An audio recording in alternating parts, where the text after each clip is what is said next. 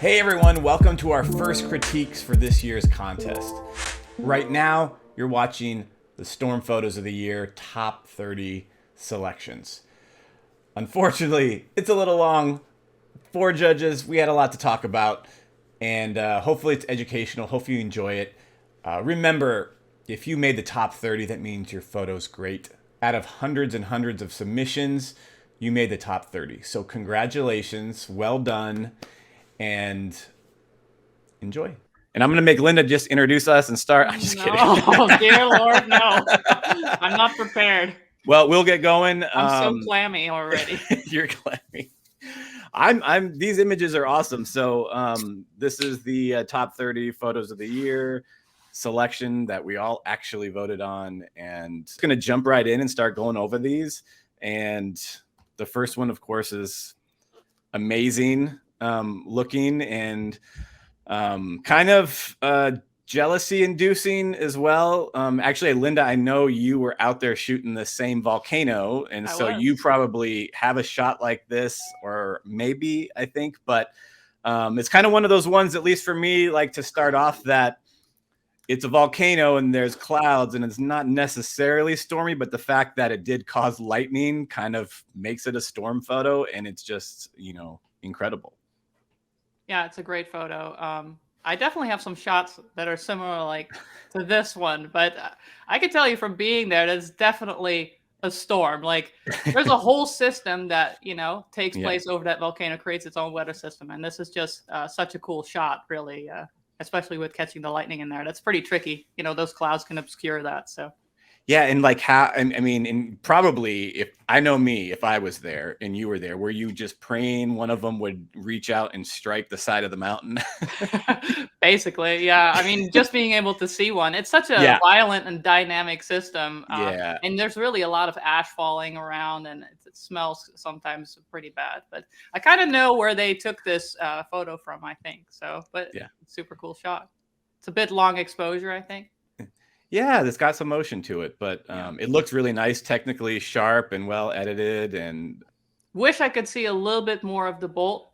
I think I would have preferred it if the shutter time was even shorter, so it's everything is super crisp and standstill. But that may just be a personal thing. But yeah, I would think some of these images, the long and longer exposures to get motion and shorter to make it really crisp is tough, because then to get shorter, you probably have to bump your ISO up a little bit, and then you might blow something out. I mean, I don't even know. I wasn't shooting this volcano. I wish I could have that experience so I could actually speak better on, that kind of thing, the technical aspects. Yeah, I don't mind the dragging the shutter a little bit, because, it almost looks like the lava's in motion. So that really helps, add a nice dynamic element to the view. Well, all right, Dennis, I'm going to go on the next one, and you can start us off on what you think of this shot, which looks pretty unique. Oh, man. The first time I saw this image, I loved it in the first place. because the lightning illuminates the water spout from the side. Yes. And that's, for me, a very unique thing, because you don't see images like that very often. So we all know water spout images from daytime or so. In the nighttime, maybe in the distance with some lightning, but not that close of the from the coast. So that's why I like it. And the kind of, I don't know what it is, a power plant or something like this, perfectly centered in the frame. I like it too. Maybe one little critique is the church in the foreground distract my eye a bit from the scene. So, but maybe the point of view, it was not possible to get another angle of it. So, well, I know some of the other submissions from this photographer had wider angle shots of it as well. And I thought this one was the more like unique, because it's really close. And what you said, Dennis, having that power plant, I guess, kind of centered is pretty amazing to even get that to happen. But yeah, I mean, the church is probably one of the things, like maybe I would have took the crop out a smidge more to get more of the church, but I don't actually know, looking at it, what else I would have seen. But yeah, those little things can be distracting. But, it's funny because last year we had another image that made, I think, the top 10 or close of a water spout and a lightning bolt coming into like a little marina or something, construction area off the coast. And I'm like, oh, so this just happens all the time, I guess. That once a year we get this kind of image. But I didn't even notice that. I noticed it, but the lightning lighting up the edge of the spout that's sick. It gives it almost a 3D look. Yeah. With the church is just a little thing. Maybe crop out, as you said, just a little bit the roof, because it's so bright. Maybe that's the point. Not the church itself, but maybe because it's so bright in the foreground. But overall, for me, an image I could look to it for for a long time. I also really quite like the edit on this image. Some images tend to be very over sharpened, especially when it comes to lightning, and it kind of throws things off a bit for me. And I like that they didn't really go that direction with it and kept the image a bit more, I don't know, less over sharpened, a bit more realistic to me. Yeah, I agree with that. Technically wise, I kind of looked at it and was wondering if maybe the white balance was just a smidge warm, but that's kind of what the city lights tend to do anyway to your images. So, and Dave probably knows more about that because he shoots over Pittsburgh all the time. But I kind of agree. I think the church was just a little bright. Like maybe that area you could have brought down the highlights or something and just kind of painted in a little bit lower exposure there to kind of bring that brightness down. But otherwise, it is like technically like the sharpness and quality of it, not over edited, is I would probably be one of those people that'd be like, I gotta push it a little bit, but it looks really good. All right, for this next one, the next two are actually, I think, shot at the same place, so that's kind of interesting because they both made from the same photographer, both made the top 30. Dave, do you ever see a bolt like this over Pittsburgh? No.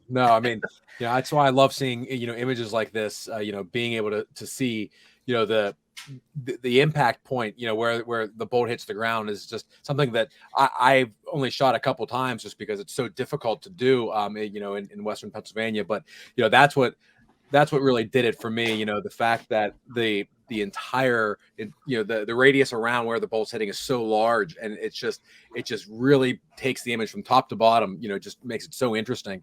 And then, the downpour on the left-hand side, how the lightning is kind of sneaking out the hole in the cloud. It really gives the image some depth. Whereas, the image of if that part wasn't there and it was just the bolt on the right, it'd still be an amazing image. But the fact that you can kind of see where the lightning is coming out makes you want to reach into the image, and it just takes it to a whole nother level for me. Yeah, and you kind of wonder if that main big lightning bolt, if that one coming out above the rain is actually part of it, because you're seeing just maybe the bottom half or 2/3 of this bolt, and so it obviously came out much higher. And what's cool about this, I'm pretty sure this is one of like big clear air lightning strikes that doesn't just come out of the base by the rain, but it came out the top and came around outside of it, which is getting clear air bolts like this is kind of a dream.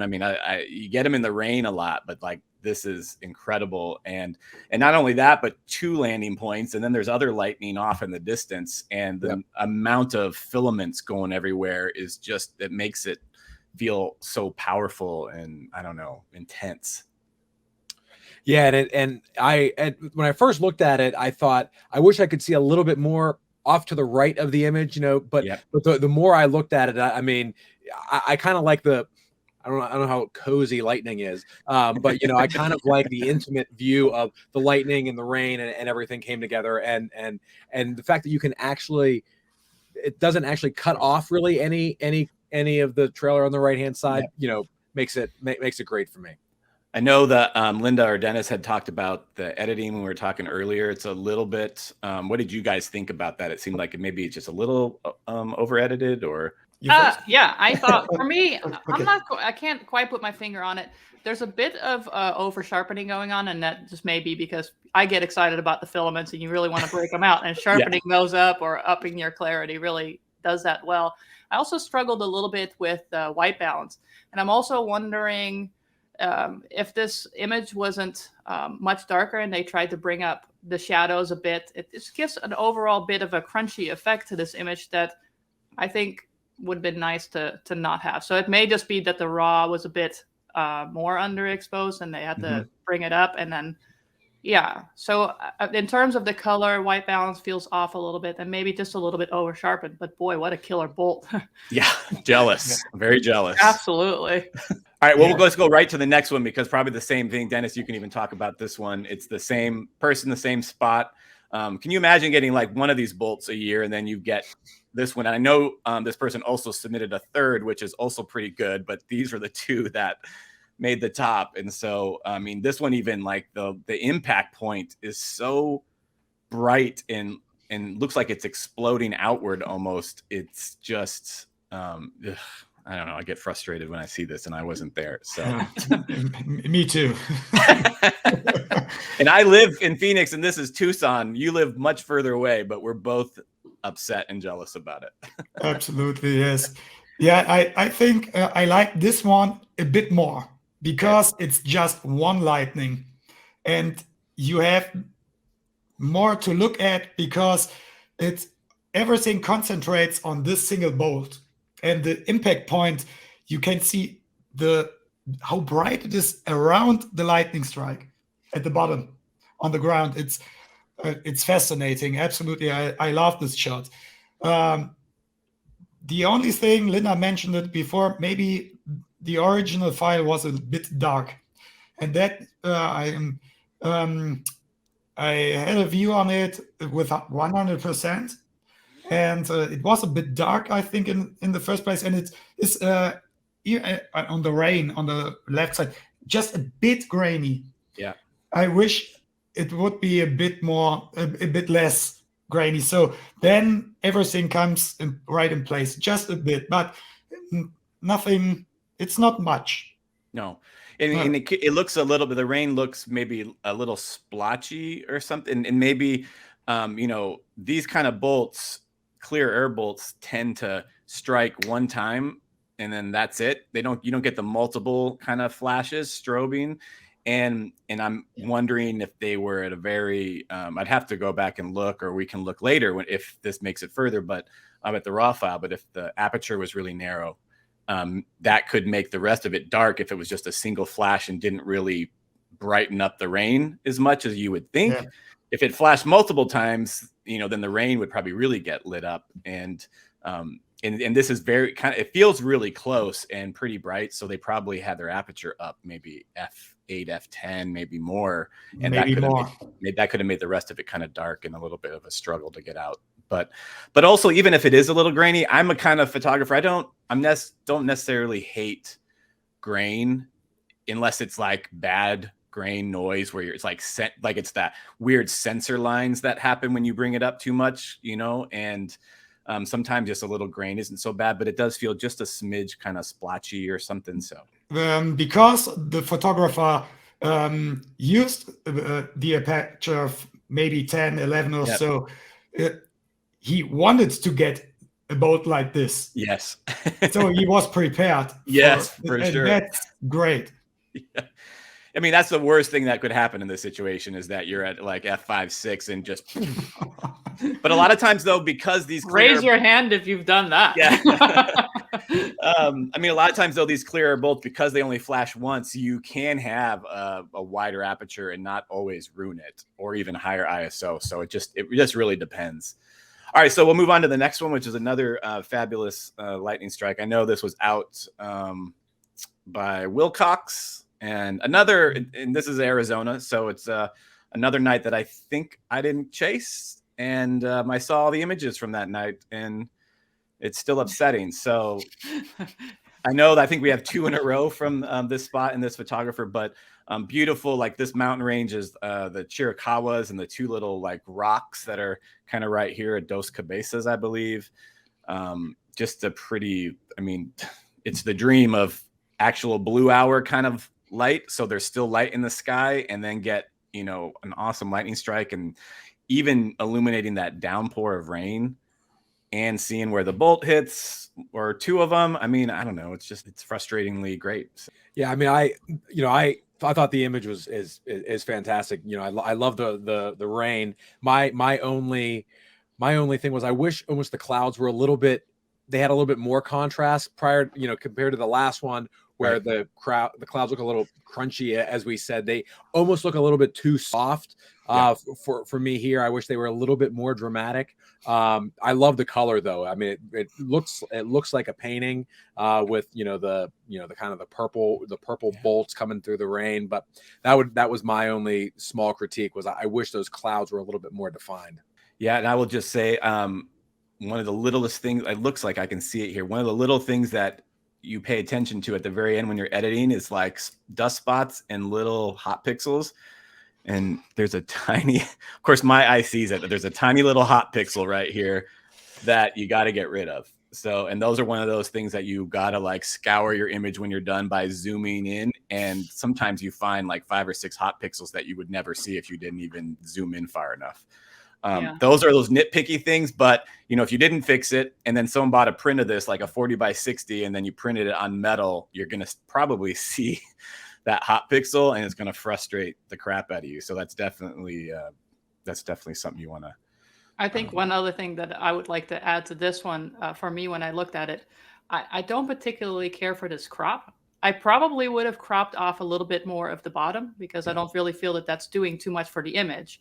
Right. So in terms of aspect ratios, that can be forgiving if the composition as well. But I would probably narrow that up from the top and the bottom just slightly, and really give that image to focus on those lightning bolts to fill those little bushes in the foreground.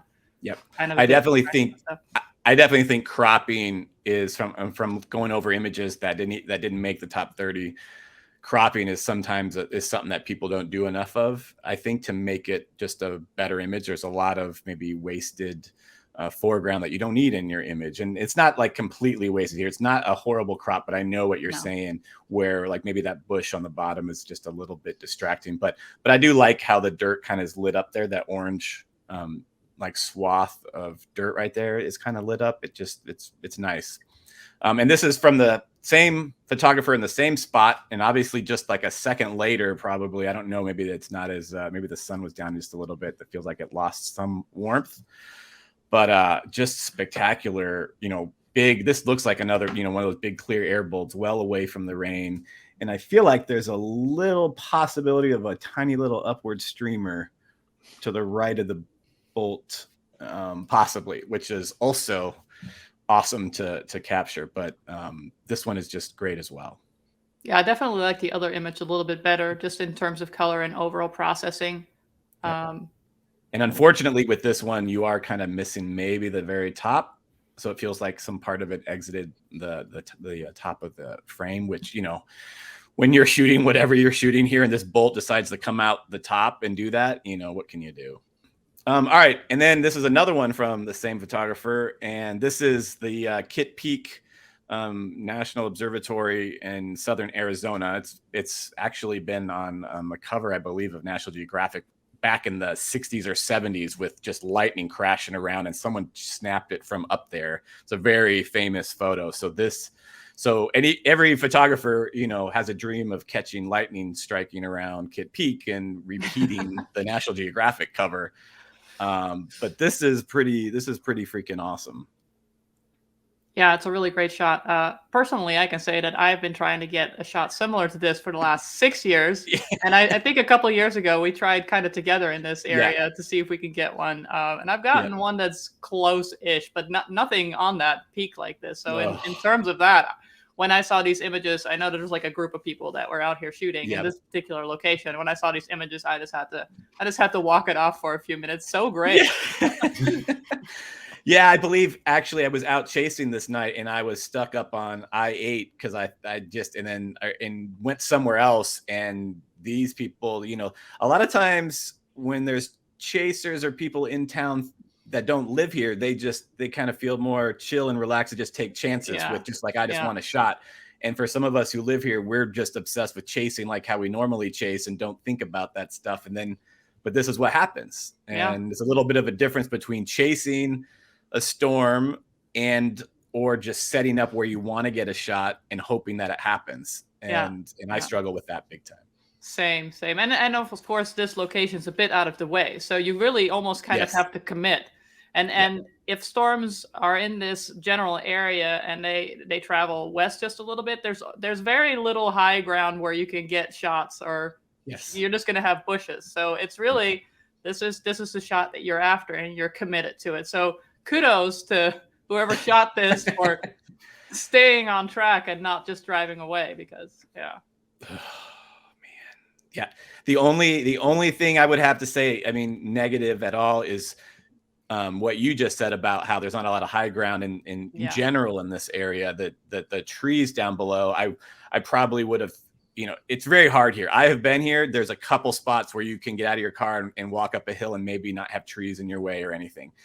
But I can't decide if I dislike it or if it actually frames the bottom a little bit. But that's the only negative I would say, is like, I kind of wish those bushes and little short trees weren't there.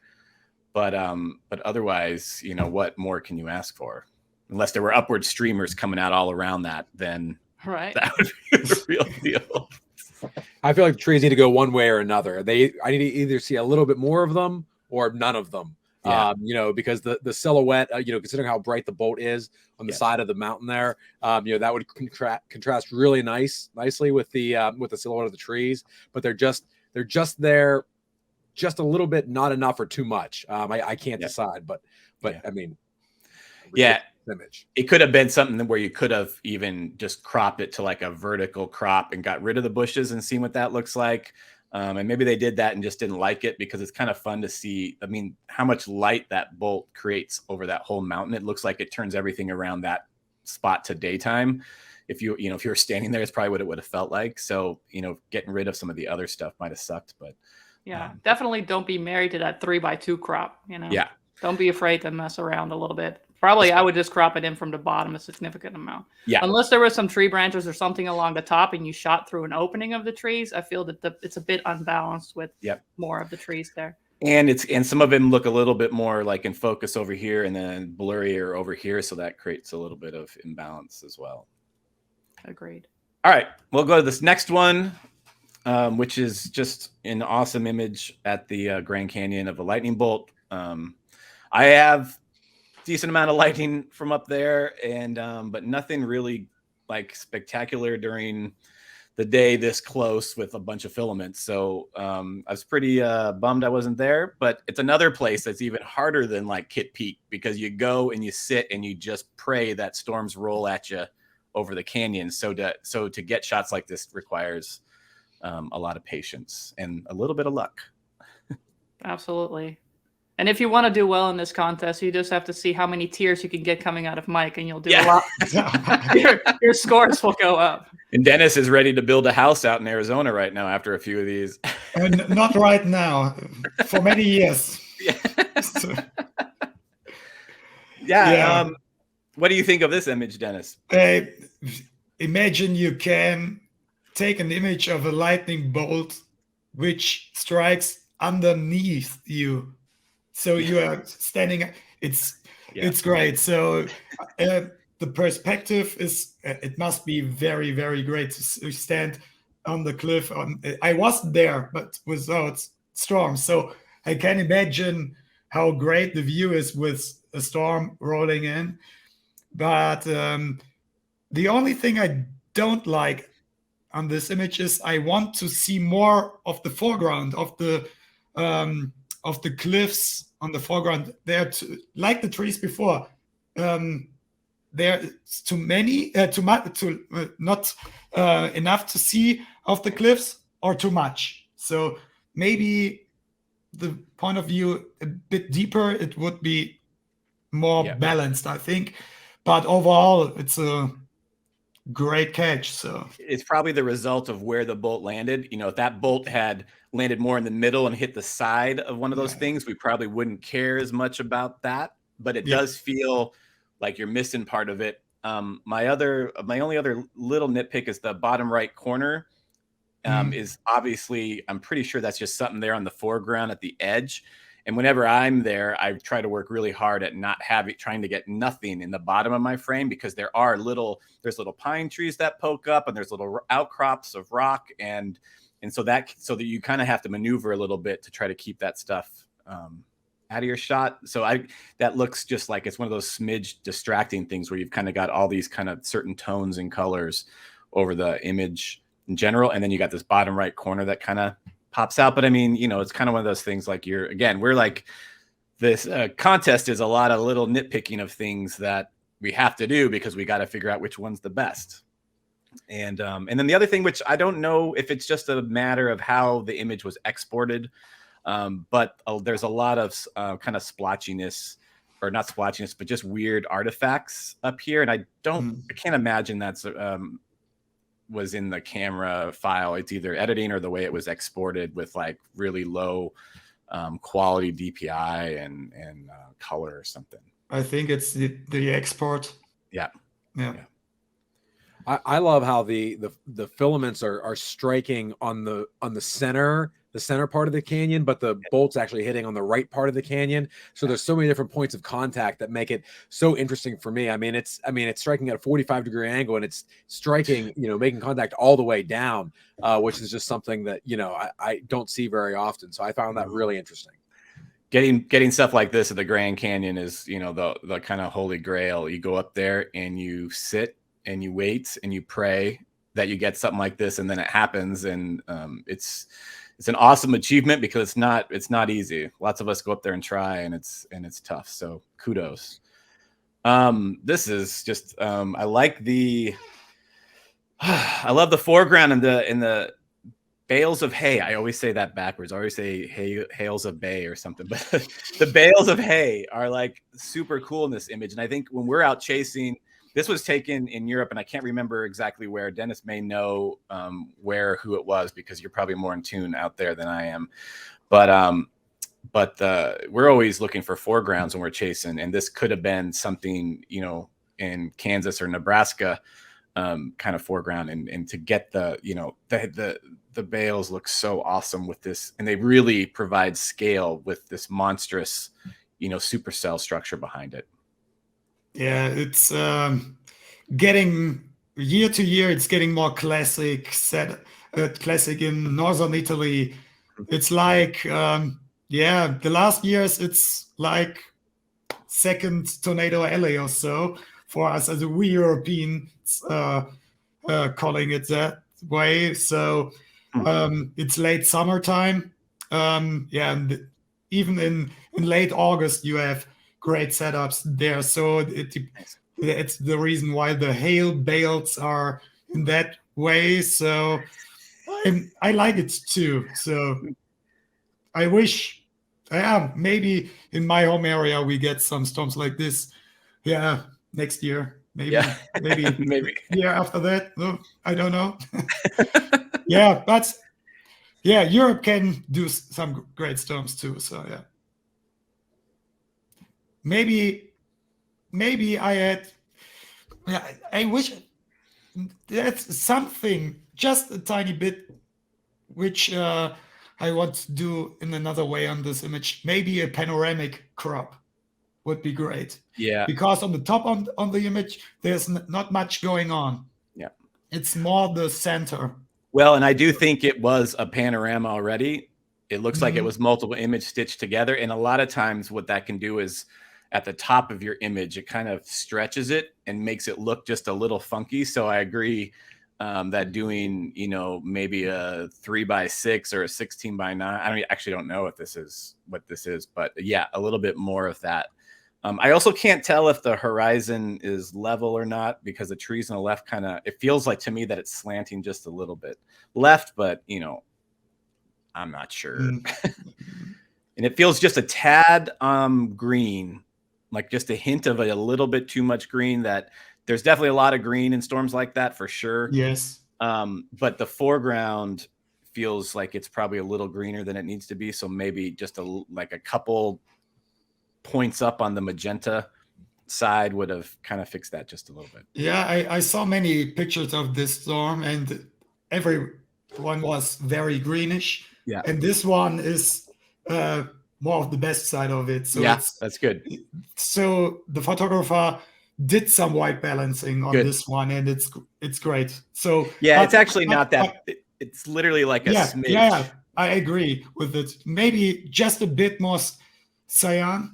Yeah. Is it right? Yeah, and we are good with it. Yeah. Magenta. Magenta. Yeah, Magenta. magenta. Yeah, it's either the cyan or magenta, or Cyan, I always yeah. just think it's green and purple, but magenta's the better word. Okay. All right, I'll go on the next one. And Linda, what do you think of this image? Well, first of all, I've never caught a bolt onto a building like that. I think that's just spectacular. I don't know how you kind of. I mean, I think Dave probably has more to say about how to photograph things like that than I ever could. It's clearly great that it got it right on top of the building there. Foreground's a bit distracting to me, but that bolt can't be beat. No. Yeah, Dave, this is something you probably love to capture. Do you have any buildings like that? I mean, this is obviously, I don't know if that's the Freedom Tower or what this is in your. Yeah, I think that's the Freedom Tower. Okay, I mean, we've got a couple buildings here in Pittsburgh with spires on the top of them, and you know, I've captured a few bolts like this. You know, nothing this towering. You know, I love seeing Cityscape and lightning. That's where it's at. You know, for me, and it's always tough in Pittsburgh because it sits down in a valley. So I'm shooting down at the city. I love views from Chicago and New York, Cincinnati, because you're looking at the city and you can actually see the bolt coming down like this one. Yeah. And the fact that it arches over the entire city as it's striking the Freedom Tower is great.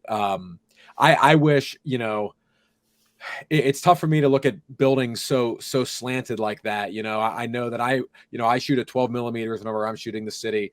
And I know it might have, you know, quite close to cropping off the top of the bolt, but I would have sacrificed that. You know, maybe not included the foreground to be a little bit wider at the top of the frame so that the buildings didn't look like they were being sucked into the storm. But you know, it's a fantastic image, and I absolutely love cities and lightning. Yeah, I struggle with that a lot because I don't know why, but I think because I shoot wide so much when I'm out there that unless it's on the very, very edge of the frame and looks bad, I don't necessarily always hate that, but I know it's something that does kind of fix an image and make it look just a little bit better, is to not have it so slanted. And so they are leaning in a little bit, and that could definitely be fixed. What I would worry about, again, like you kind of mentioned, it would probably change the crop. And then I feel like if the bottom slid up a little bit, then you would just see the tippy tops of the trees and the very tops of those light poles, and it would be even a little, I think it'd be even more distracting because you just see a little bit of it and then wish none of it was there. And so then I'd want to crop it up higher, and then I would start photoshopping out lights, and it would just get messy. But so I totally agree, though. I think they are pretty slanted in this.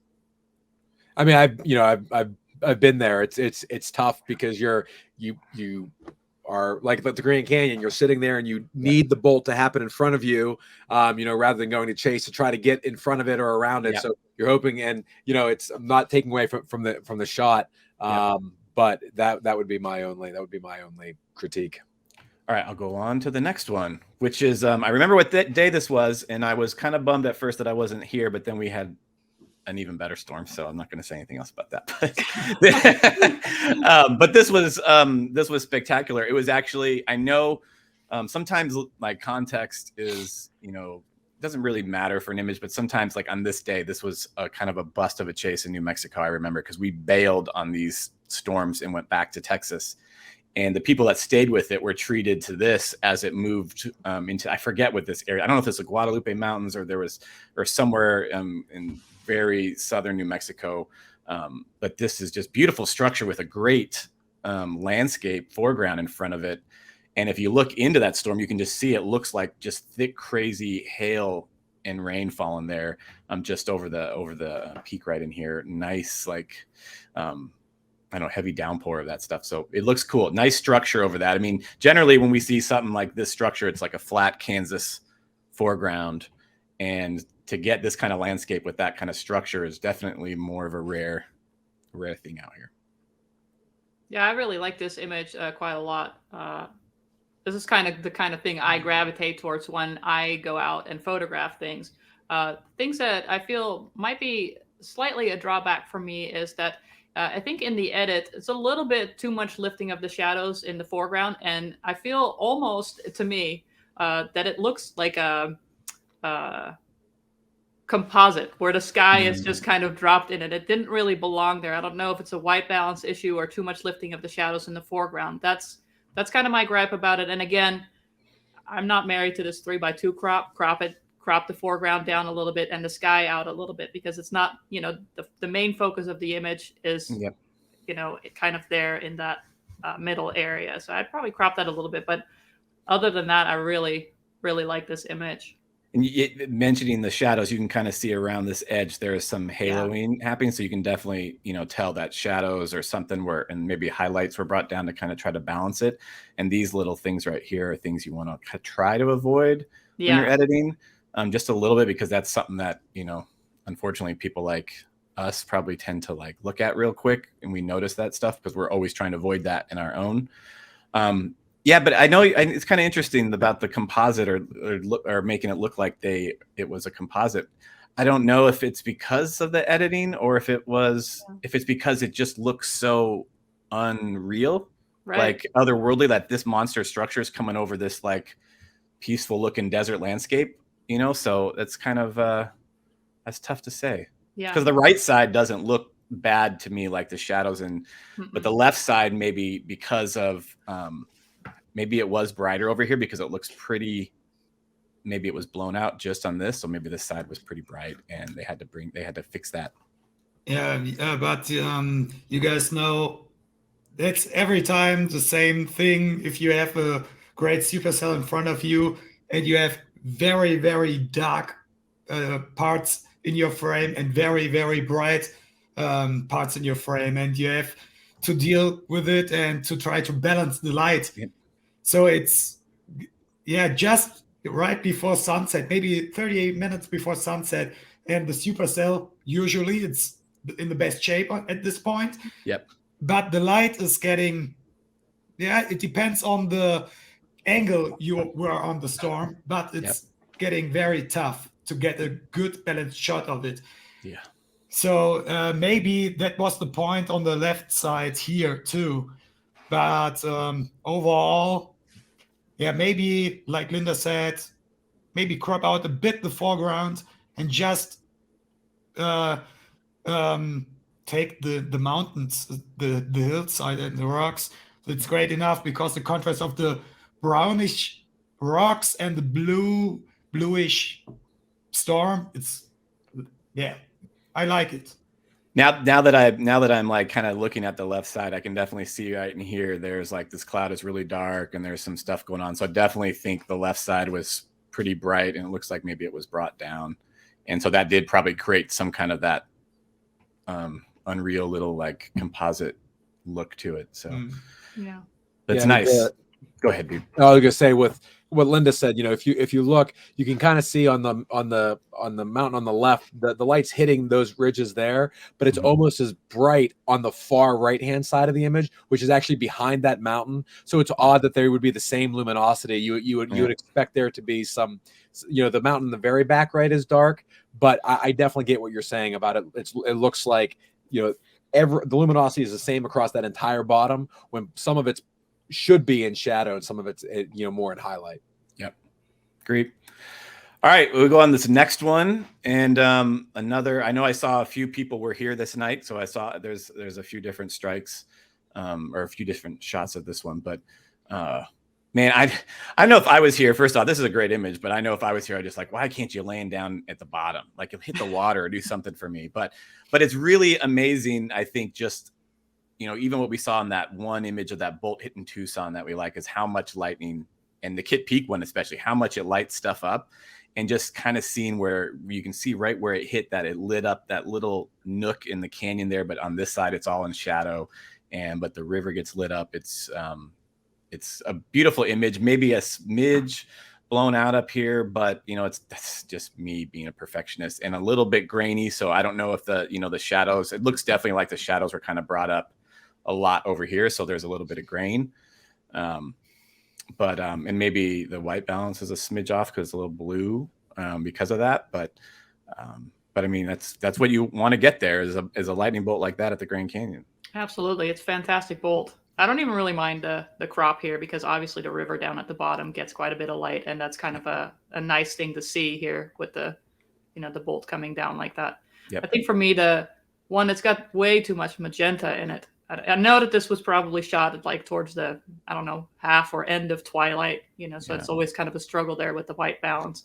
And I think in the edit, this person may have gone a little overboard with the negative on the highlights. And what this does sometimes, it creates this kind of dirty looking clouds. They kind of turn into this grayish brown as a result. And so what I could recommend it if you need to bring down some parts of the image is to perhaps use masking or something that doesn't affect, the entire top half of the image. So something was done there that for me feels a little bit off. I don't know if that's it exactly, but that seems to be one of the things that's indicative of that. So I would probably roll that back a little bit and try to affect the image a little bit more on a masked basis, I suppose. Yeah, I think we talked about that a lot last year when Mike and Nick were here, that try not to do global edits on stuff and do a lot more masking and picking your spots where you need the editing to actually happen. Yeah. I absolutely love this shot. I wish that the shadows weren't brought up as much as they were on the bottom part of the image, because you don't need to see the detail on this side of that mountain range on the bottom left. The silhouette of that would have been enough, and it wouldn't have affected the river. And I think if you would have just brought the shadows back or dropped the shadows back down, I think that would get rid of that blue cast you were talking about, Mike. And I definitely see, the bit of a, the gray in the clouds. But I mean, I just love that it looks like the sun is just shining through, and in actuality, it's lightning lighting up that whole scene. I mean, that's just absolutely incredible. Yeah, there's a chance that it was warmed up a little bit more as well, like that added to that. I think when you're at the Grand Canyon and it's like this time of night, it's probably really easy when you get out of the camera. You're like, well, man, the Grand Canyon doesn't look like it's supposed to look. It's supposed to look really like orange and red, like canyon walls. And in that regard, even more with the masking is, bring up the temperature, whatever you want to try to make the canyon look like what it should look like, but mask that in those areas instead of just globally, because it does feel like probably a little bit more warm overall. I swear that I saw photos of this and it was really dark, like a different one. And so, but out here, it makes it look like it was almost sunset, but I think that might just be a result of how warm the image is. But still, man, I wish I was there for that. I was there for this. And so I'm going to let you guys talk about it. Absolutely loving this shot.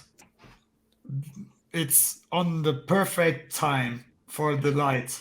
Yeah. So for me, it's my favorite time to shoot the landscapes at this point. So maybe, how much was it? So 30 minutes after sunset, maybe? 20? Yeah, something like that, yeah. Yeah, that's my favorite time. So I like the contrast of the bluish and the pink tones in it, and you can almost feel the rain falling down. So it's awesome. So yeah, maybe the first time I saw this image long ago, last year. So I wish I could see it in a very, very big metal printed panoramic view. And that's my only critique, I think, on this one. Maybe crop it to a big panorama. Yeah. And the whole rain shaft is coming more into place. I think maybe it's a personal thing, but on this image, I would love to see a panoramic crop. But overall, I love how the rain is glowing from the rest of the light of the day from behind. It's awesome. Yeah, I remember seeing Mike's, and there are very few images that I can remember where I had an audible gasp when I saw the image, and seeing the first one of this storm was like that. It was just could not believe it, and it's not really a critique. I just want to see more of it. I wish it was like an 8mm lens so you could just see. But I mean, I understand, the storm is the storm, but yeah, I mean that the colors of sunset and just absolutely insane, just ridiculous. My very professional critique. It's ridiculous. Well, what's funny is you want to see more of it, and I remember because the guy who took his Brett, and he's one of my closest friends, and I think he shot it at 12mm, and I was shooting it at 11, and that 1mm difference actually seemed, he was like upset later. He's like, God, I really need an 11 because it just let you see a little bit more, and it felt like the wider it was, the more compact, where like the rain was kind of more at the center. But yeah, a wide crop would be awesome because it would almost draw you in and make the rain even feel bigger and powerful, those hail shafts. But it was so close to us that this shooting at 11, I mean, shooting at 12mm, you know how much that shrinks stuff. And some of these, like this other hail core shaft dumping right here, felt like it was like a quarter mile away. And shortly after this, it was like run for the car kind of thing, because that's how close it was. And I think for me, the only this is what it looked like. I think this image feels like maybe it's a tad on the cool side. And it was a very, very hard situation, I think, to edit later, because we knew when we were standing there and also posting photos that no one would probably believe the color. We'd probably get a lot of people saying you faked the color because it's blue and oranges and pinks and magenta sunset, and that's not real. And so we knew that would happen, but it also created difficulty. If you ever have difficulty editing and trying to keep the white balance under control in a situation like this, it's tough. So I feel like it was just a smidge on the cool side here, but I mean, it's pretty much what it looked like. So I don't know what you're saying. So I remember my first year in the plains chasing storms. I think it was 2008, and I knew very much pictures of great storms, and I never believed the colors aren't real. Right. But after my first year in the US, I know. Since then, I knew. Yeah, it's. Yep.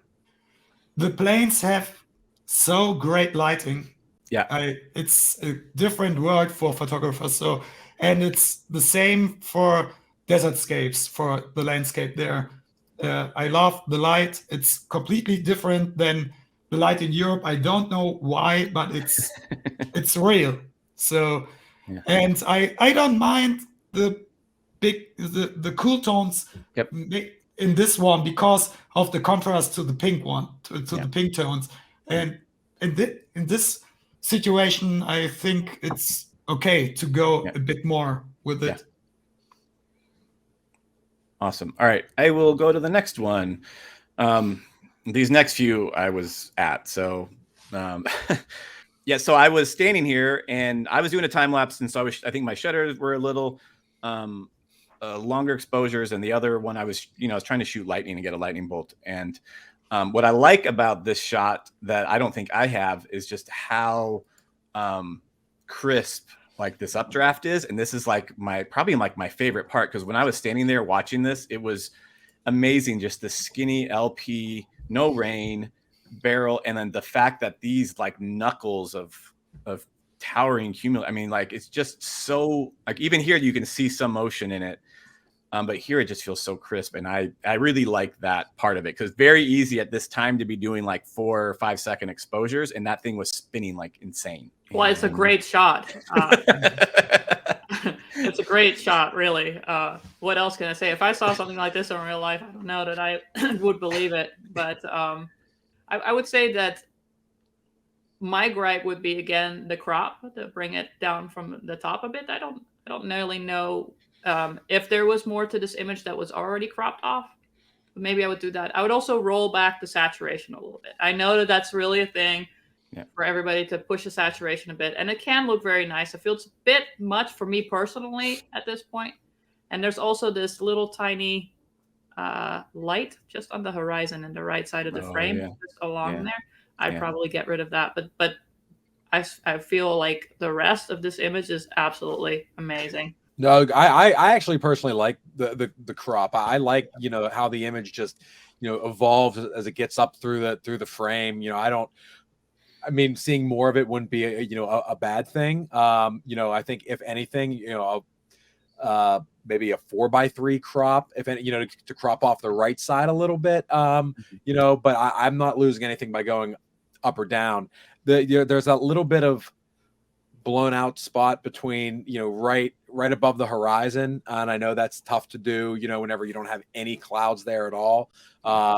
And I'm at this point, I'm just nitpicking because I mean, I could never, you know, I've never seen an image like this. So, but yeah. I mean, you know, I've been chasing for a long time, over a decade now, but of course, maybe 9 years ago, I finally saw a real supercell. But the fact is every time you go out, you feel like you see something new and different, no matter how often you chase. And like, this was one of those exceptions where I've seen a lot of stuff, and then you see this skinny little freaking LP in front of you looking like that, and you're like, what am I seeing right now? Like, the storm was just almost from the get-go, you know, was just unbelievable. So all right, we'll go on to this next one. Yeah, I love this image. I mean, it almost looks like a painting. And there's some American painters that this particular shot reminds me of. I think it's really great how the side of that church is just lit in that way. It looks like a painting. So the framing is really great. The composition is really great. Yeah, what else could you really want? I know that there's so many photos out there of the planes where there's like farm equipment and silos and power lines, and so yeah, this is really top notch in terms of that.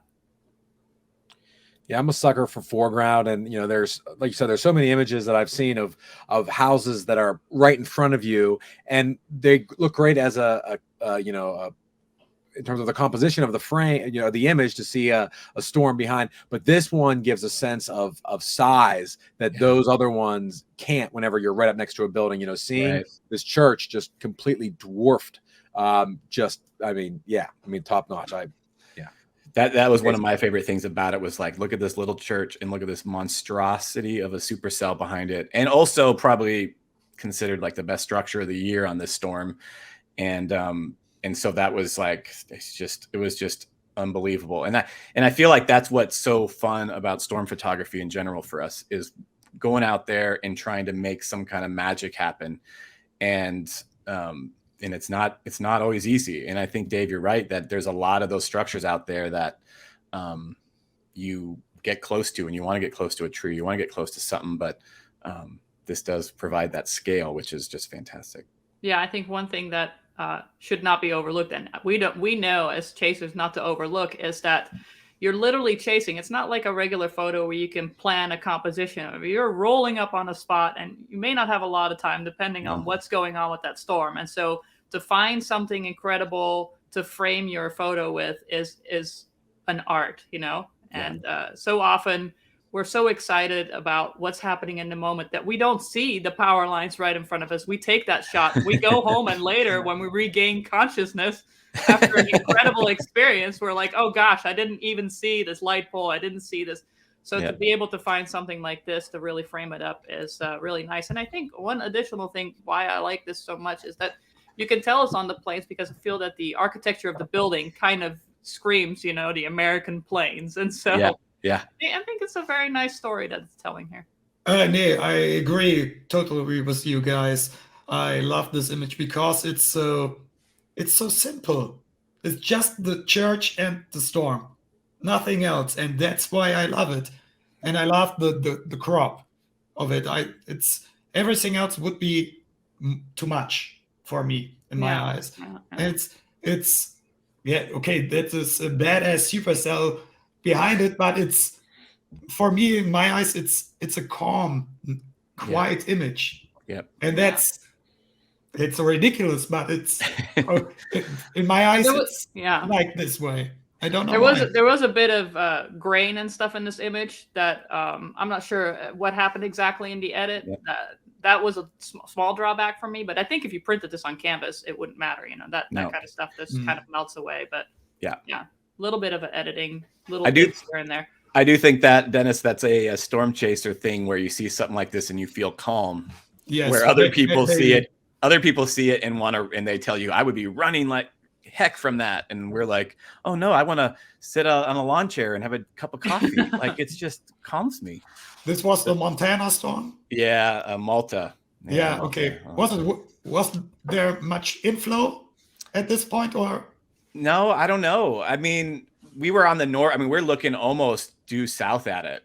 Yeah. Okay. So that was frustrating to catch up. The storms went off like 50 miles. The storm went up 50 miles east of us in Montana. We had to go north and east and then back down to catch up to it. And it basically went almost east. So yeah, it was a struggle. So, Yeah. All right, we'll go on to this next one where I also was and had this. You can see like kind of that meant the thing I said on this image about how crisp it is. This one, there's more motion, probably because they had two different cameras set up. But just, I remember that we were trying really hard to position in a spot where we could have it, we could be a little further away because there had been a random lightning strike every now and then trying to kill us while we're driving. But it wasn't super active. And so I'm like, hey, we got to get south a little bit more so we can get a better visual of this. And in case it drops a bolt, and like just fantastic colors at sunset, everything about it. And the fact that we actually got one of these clear air lightning strikes like this with some nice LP structure was, an absolute win, because I feel like these kind of shots are very rare. Dave had to leave real quick, but we're going to continue going, and hopefully he'll jump back. He's got a sick kid, and we all are working so hard to meet up and do this. So appreciate it. All right. What do you guys think of this? Yeah, as you said, it's for an LP storm, this clear airstrike, it's super rare. Most of the strikes are in the updraft and more like little fingers coming out. So, and it's perfectly framed. The lightning bolt couldn't be better. Yeah, maybe one thing on the downside is maybe a bit too much motion blur on it.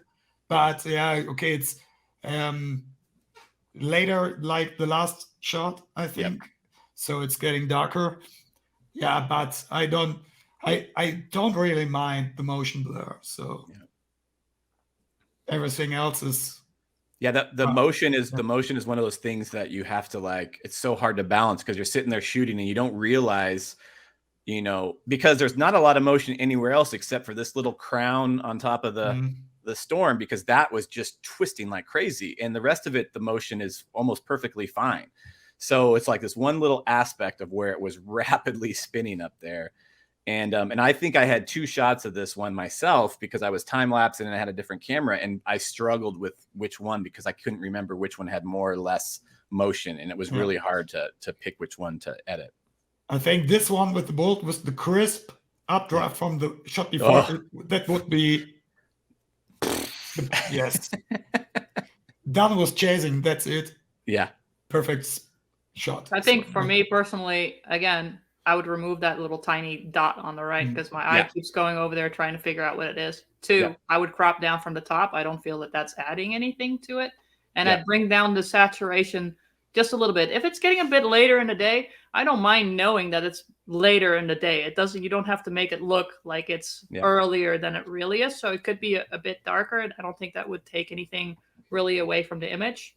And you can go in and just take saturation down selectively. I think that's what we were talking about earlier, is we can do adjustments to the image so that maybe you wanted to leave some of the purpley magenta colors on the right side of the image, but maybe you could bring down a little bit of the yellows and the blues in terms of saturation.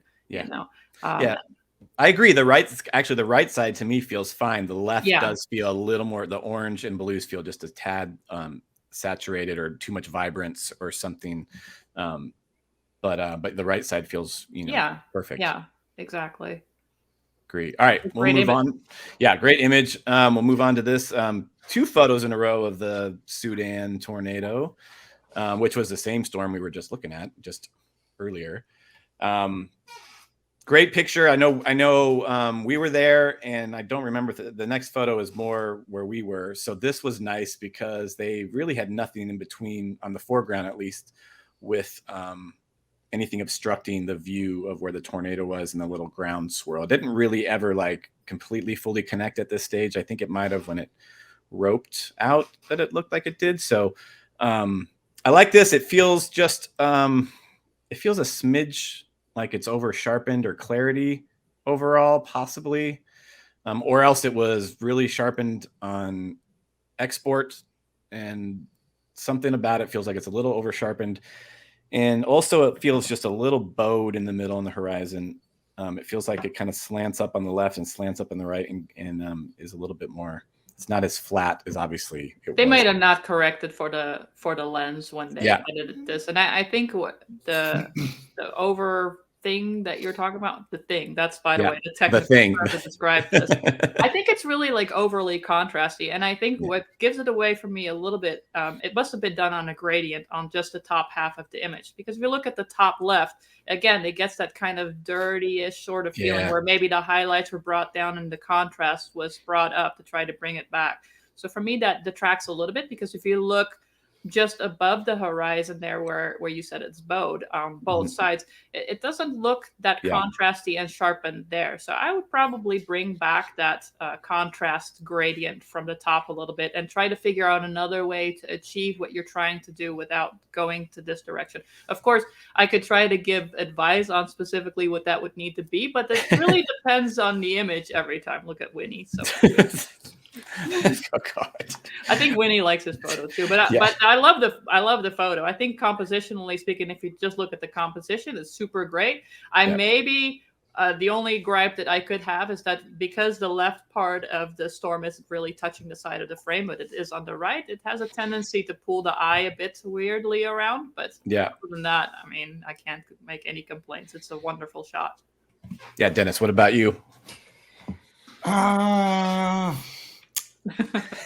Overall, I like the shot overall, but I don't know exactly what it is. But there's something I would like to be in a other way. I don't know exactly. Maybe it's the crop.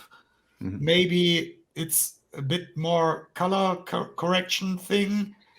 I don't know exactly what it is right now. Yeah, I'm thinking.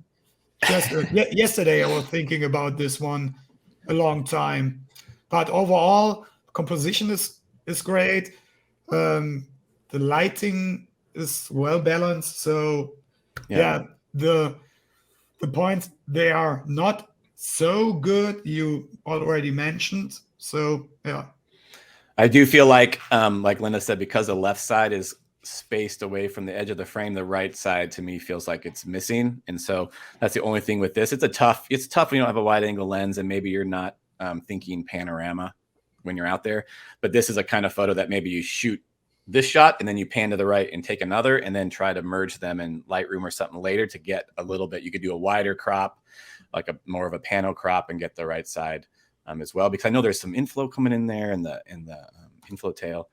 See, this one, this is the next one. I like this is closer to kind of where I was, because I know the shots that we have those little sprinklers in there.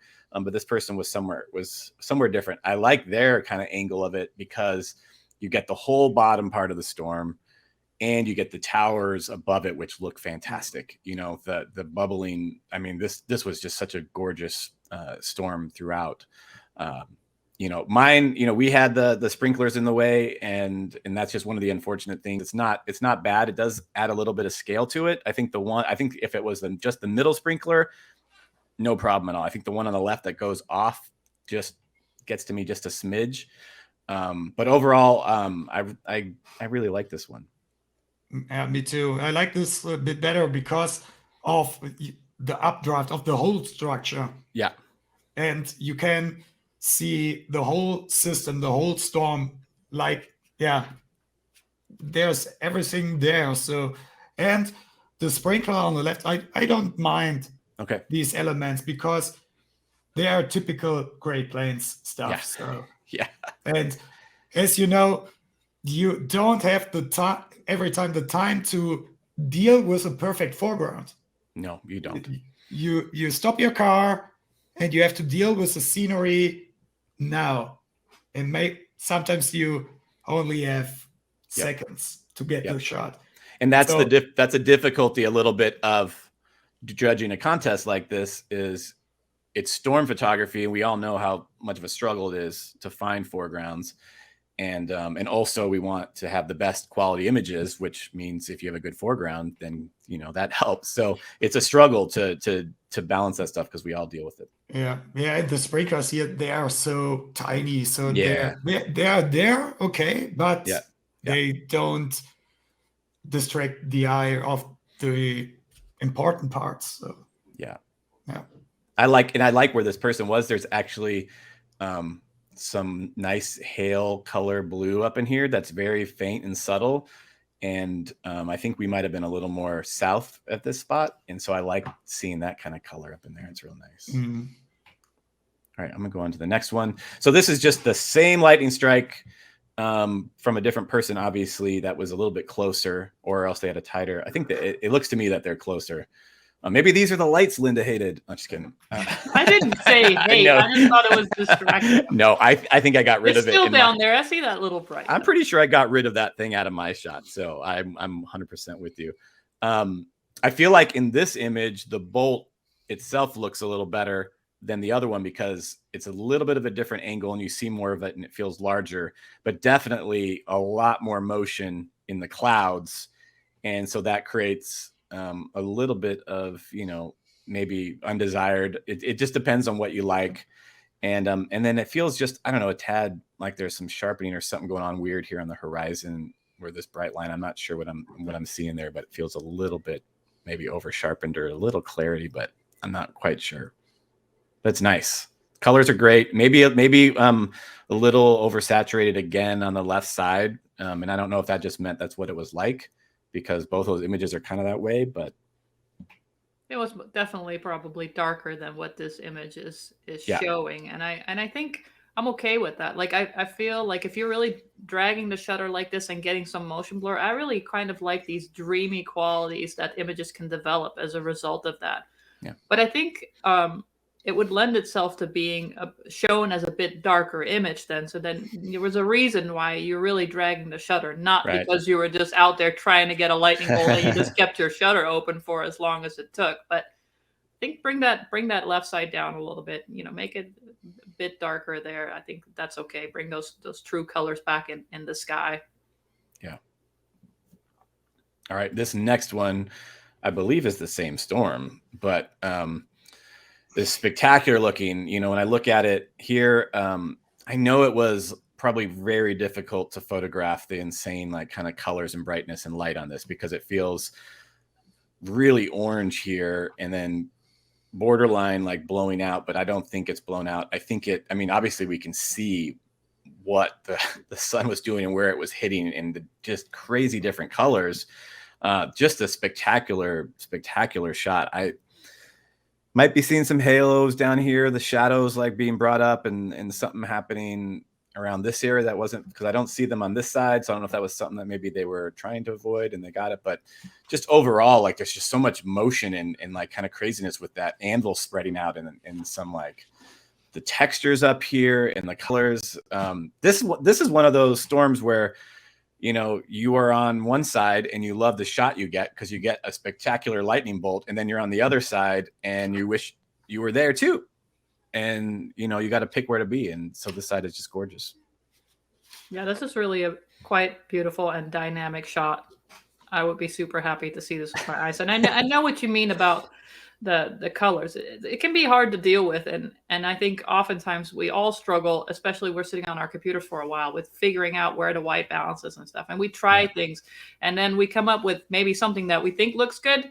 But my advice is, if you think it looks good, dial it back 50% from that, because you're looking at it too long. And I'm not exactly sure what happened here in the edit. It has a bit of this orangey, weird vibe to it. But I'm wondering if they actually went into the midtones and shadows and added color to those, especially in the shadows, perhaps, because this image looks flattened in a way that I think you couldn't really achieve by just lifting the shadows by themselves. And perhaps the addition of color into the midtones is what's giving this kind of weird orangey vibe to it. Even the blues in the sky don't really look like how I could imagine they might look when you're there. So it's a bit without seeing their file and how they edited it. I think the edit, if it had been, I don't know.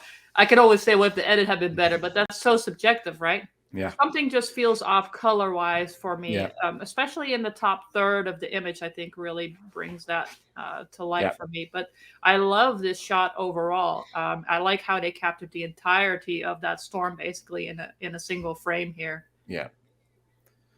Absolutely loving this shot because there's so much going on here.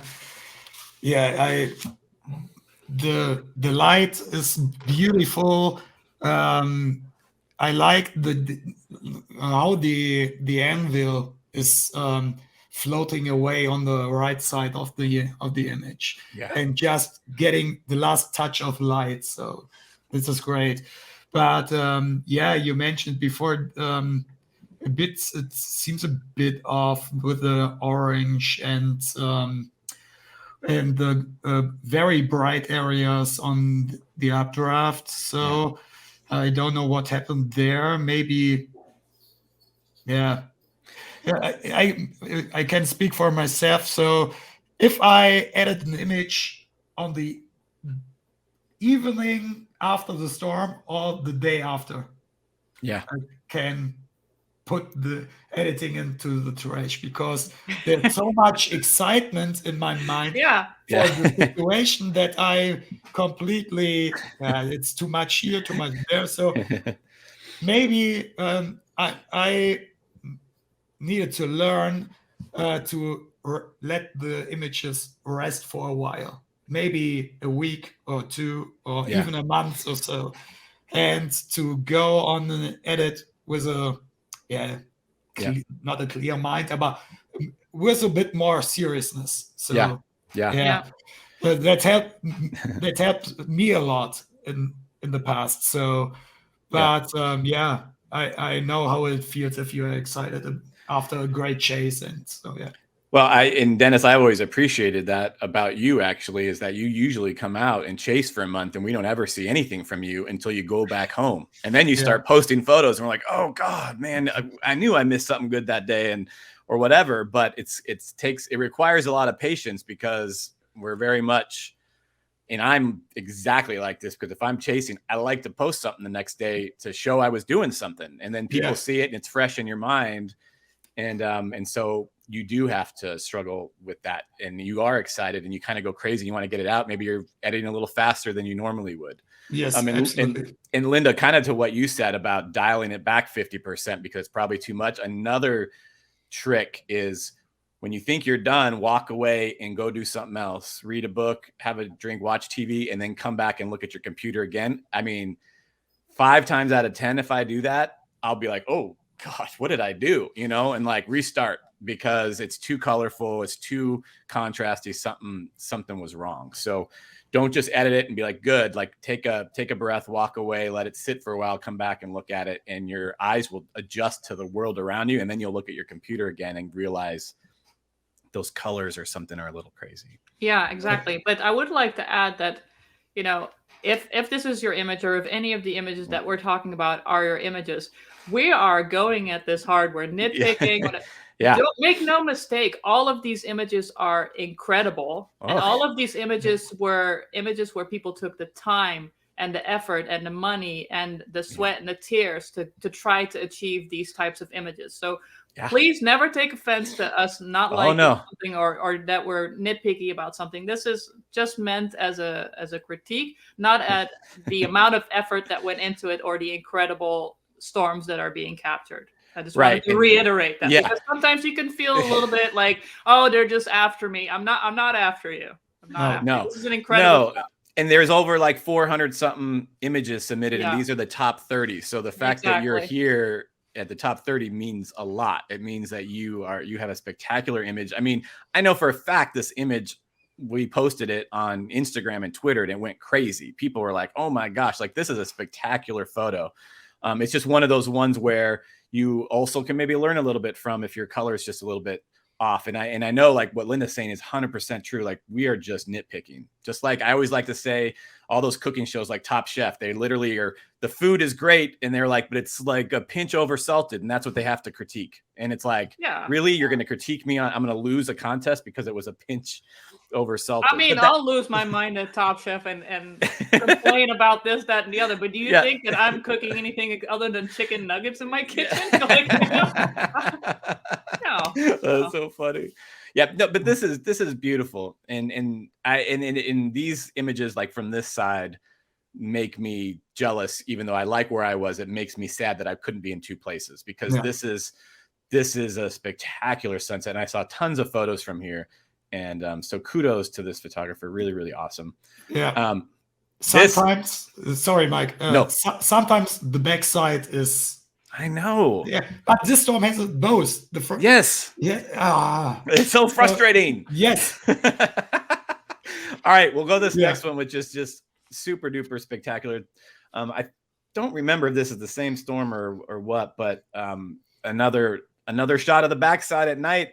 And one of my favorite things about storms like this at night, supercells, is the lightning that's inside of it, just lighting it up. And I used to call it like brain lightning, like it's just firing inside like a brain.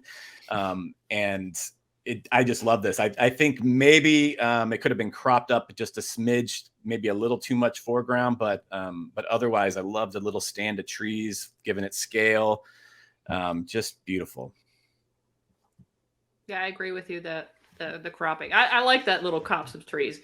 There's something weird going on there with a bit of haloing. You can see it along the horizon as well as around the trees there. To me, it's a bit over clarityed or contrasted in that brain part of the storm that you just described. I also might go along the horizon and see where those brighter red spots are and maybe bring down their saturation a bit so that the eye doesn't draw to those spots. You know what I mean? Yeah. Because there's obviously a town or a couple of houses or something back there that are just putting off that light. And I know with color temperatures and everything, that can get kind of a bit wonky looking. You can also see a bit of the color just in the top part of that brain part of the storm. Also, a bit strange there. I'm not exactly sure what happened. Obviously, I don't see the original.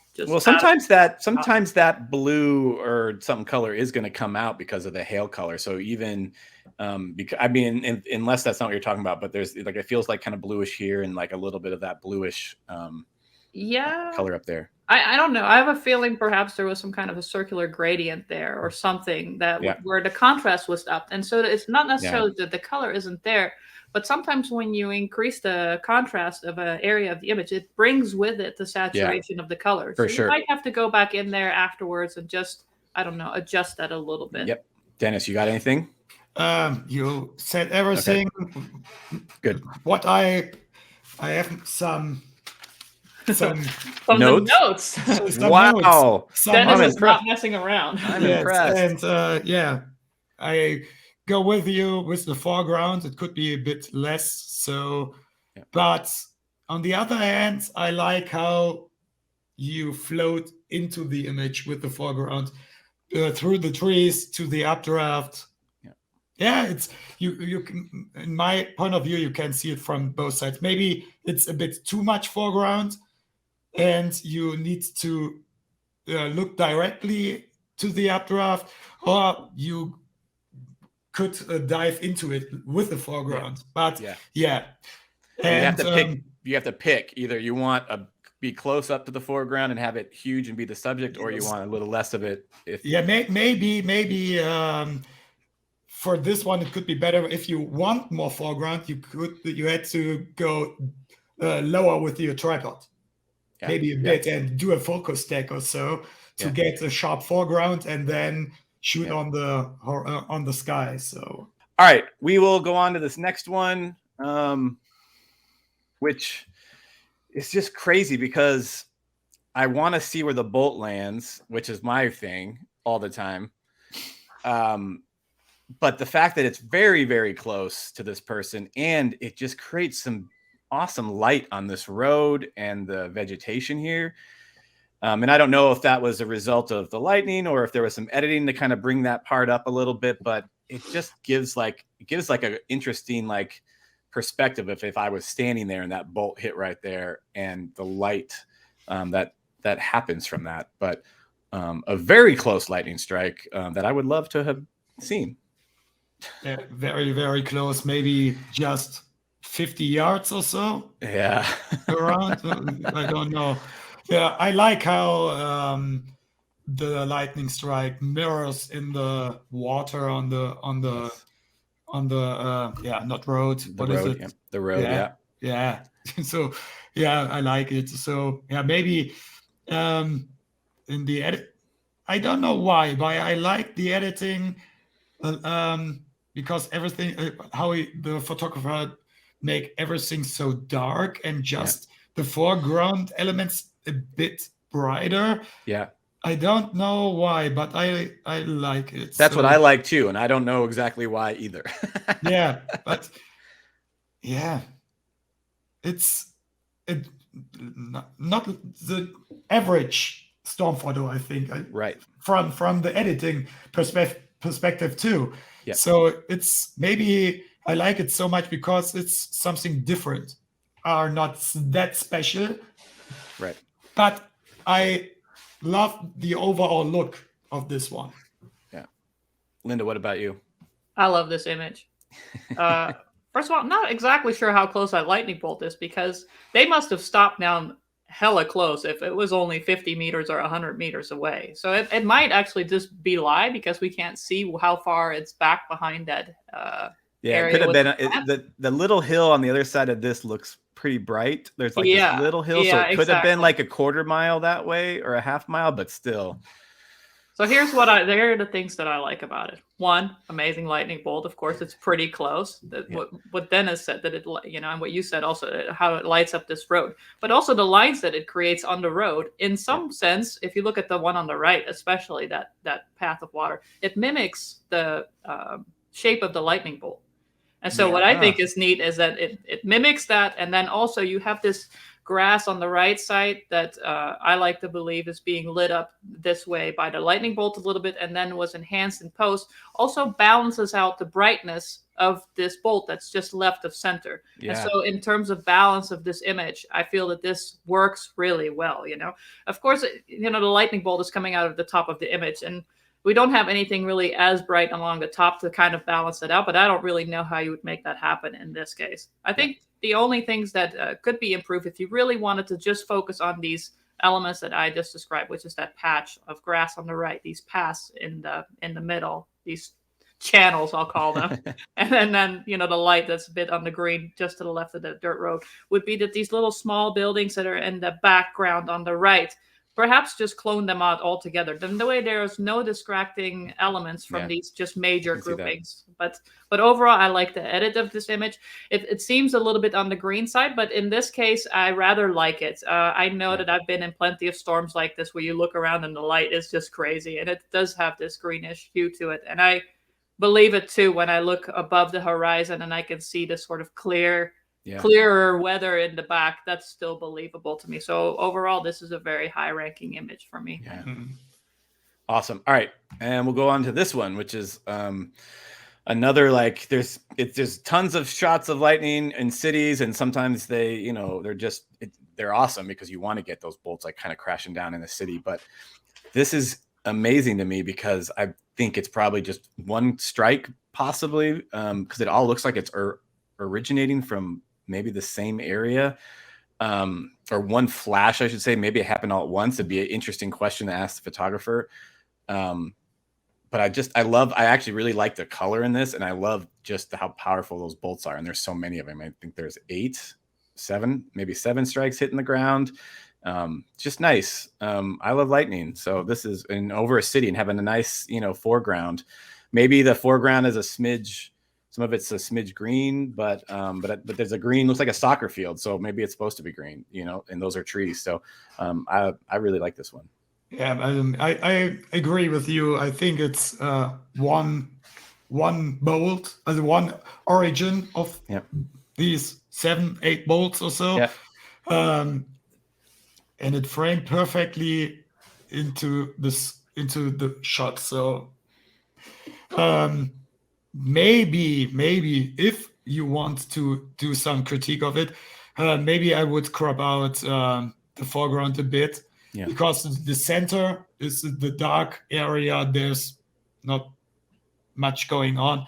There are two lightning bolts, and at the bottom in the center. So maybe Just crop bring it it out up a little bit. just and that's it. So and the city lights are well balanced, except for the commercial plate. So but if you crop it out, so you're fine.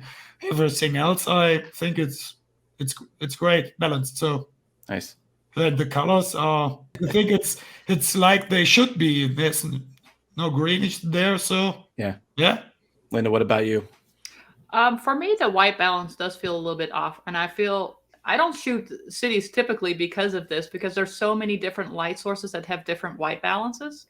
That it can be very hard to deal with. I'm not exactly sure what happened in the foreground. I agree with Dennis about basically cropping out everything that's dark in the foreground, basically to almost to where the buildings really start popping up.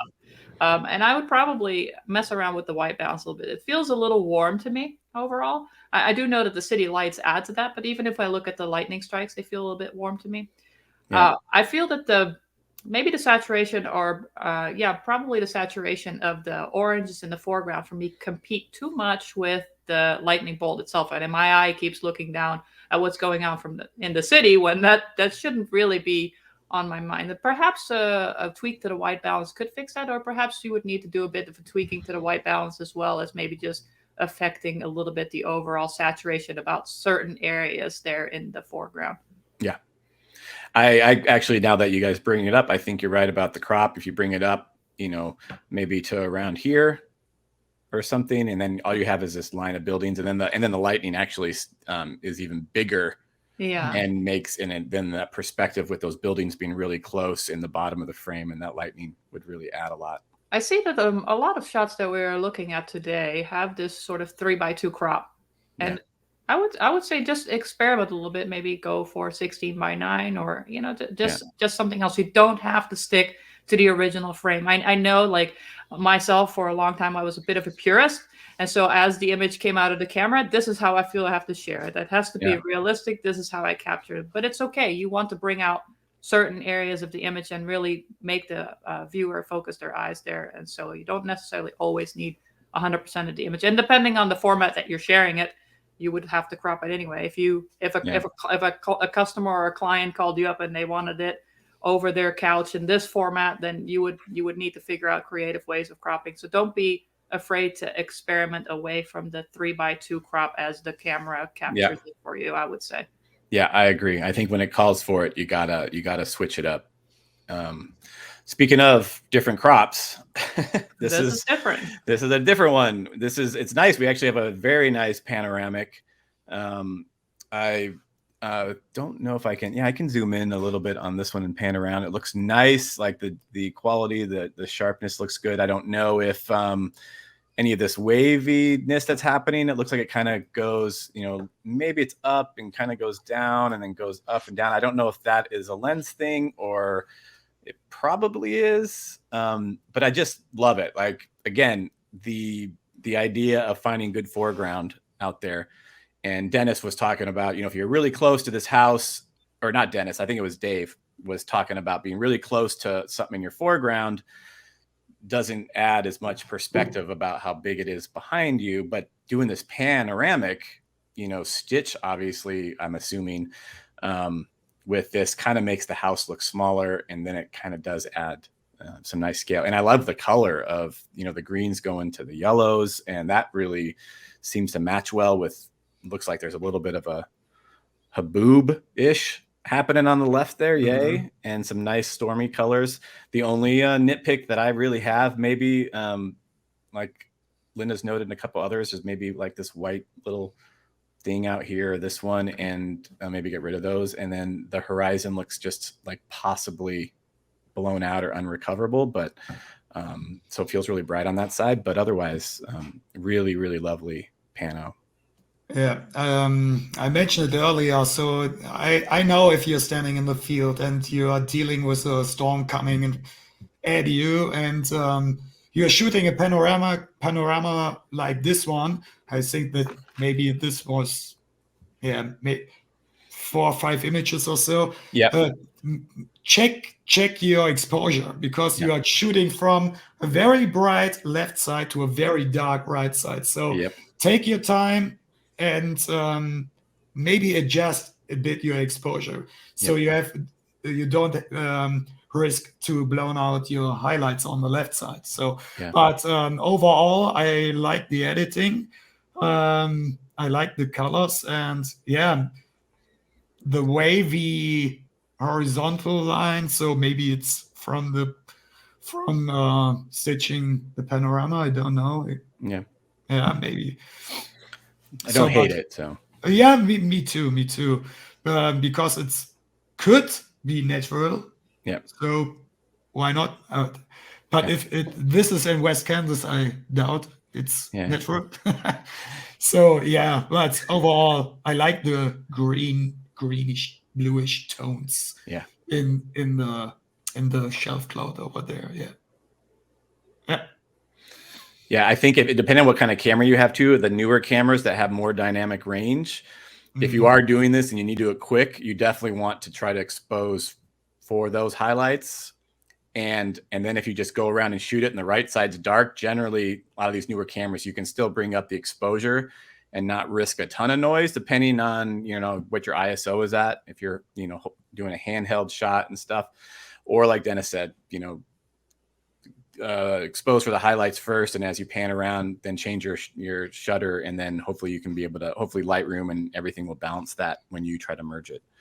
But just that little, that's the only thing I noticed of this image, is just that left little side, and it would probably frustrate me too, but it's really nice. Lena, do you have anything to say? I do. I want to say, first of all, my favorite thing about this image is where the yellow grass meets the green grass. I just find this charming. Yeah. And I like how the curvature of that grass, where the yellow meets the green, kind of mimics the shape of the storm up in the sky. So it kind of nicely frames the sandwiches this building in between, and makes the building the meat of the image here. I think some of the drawbacks for me is perhaps a little bit of over contrastiness just in general. You guys have already mentioned the horizon. This could be part of stitching or the type of projection that was used when this image was put together.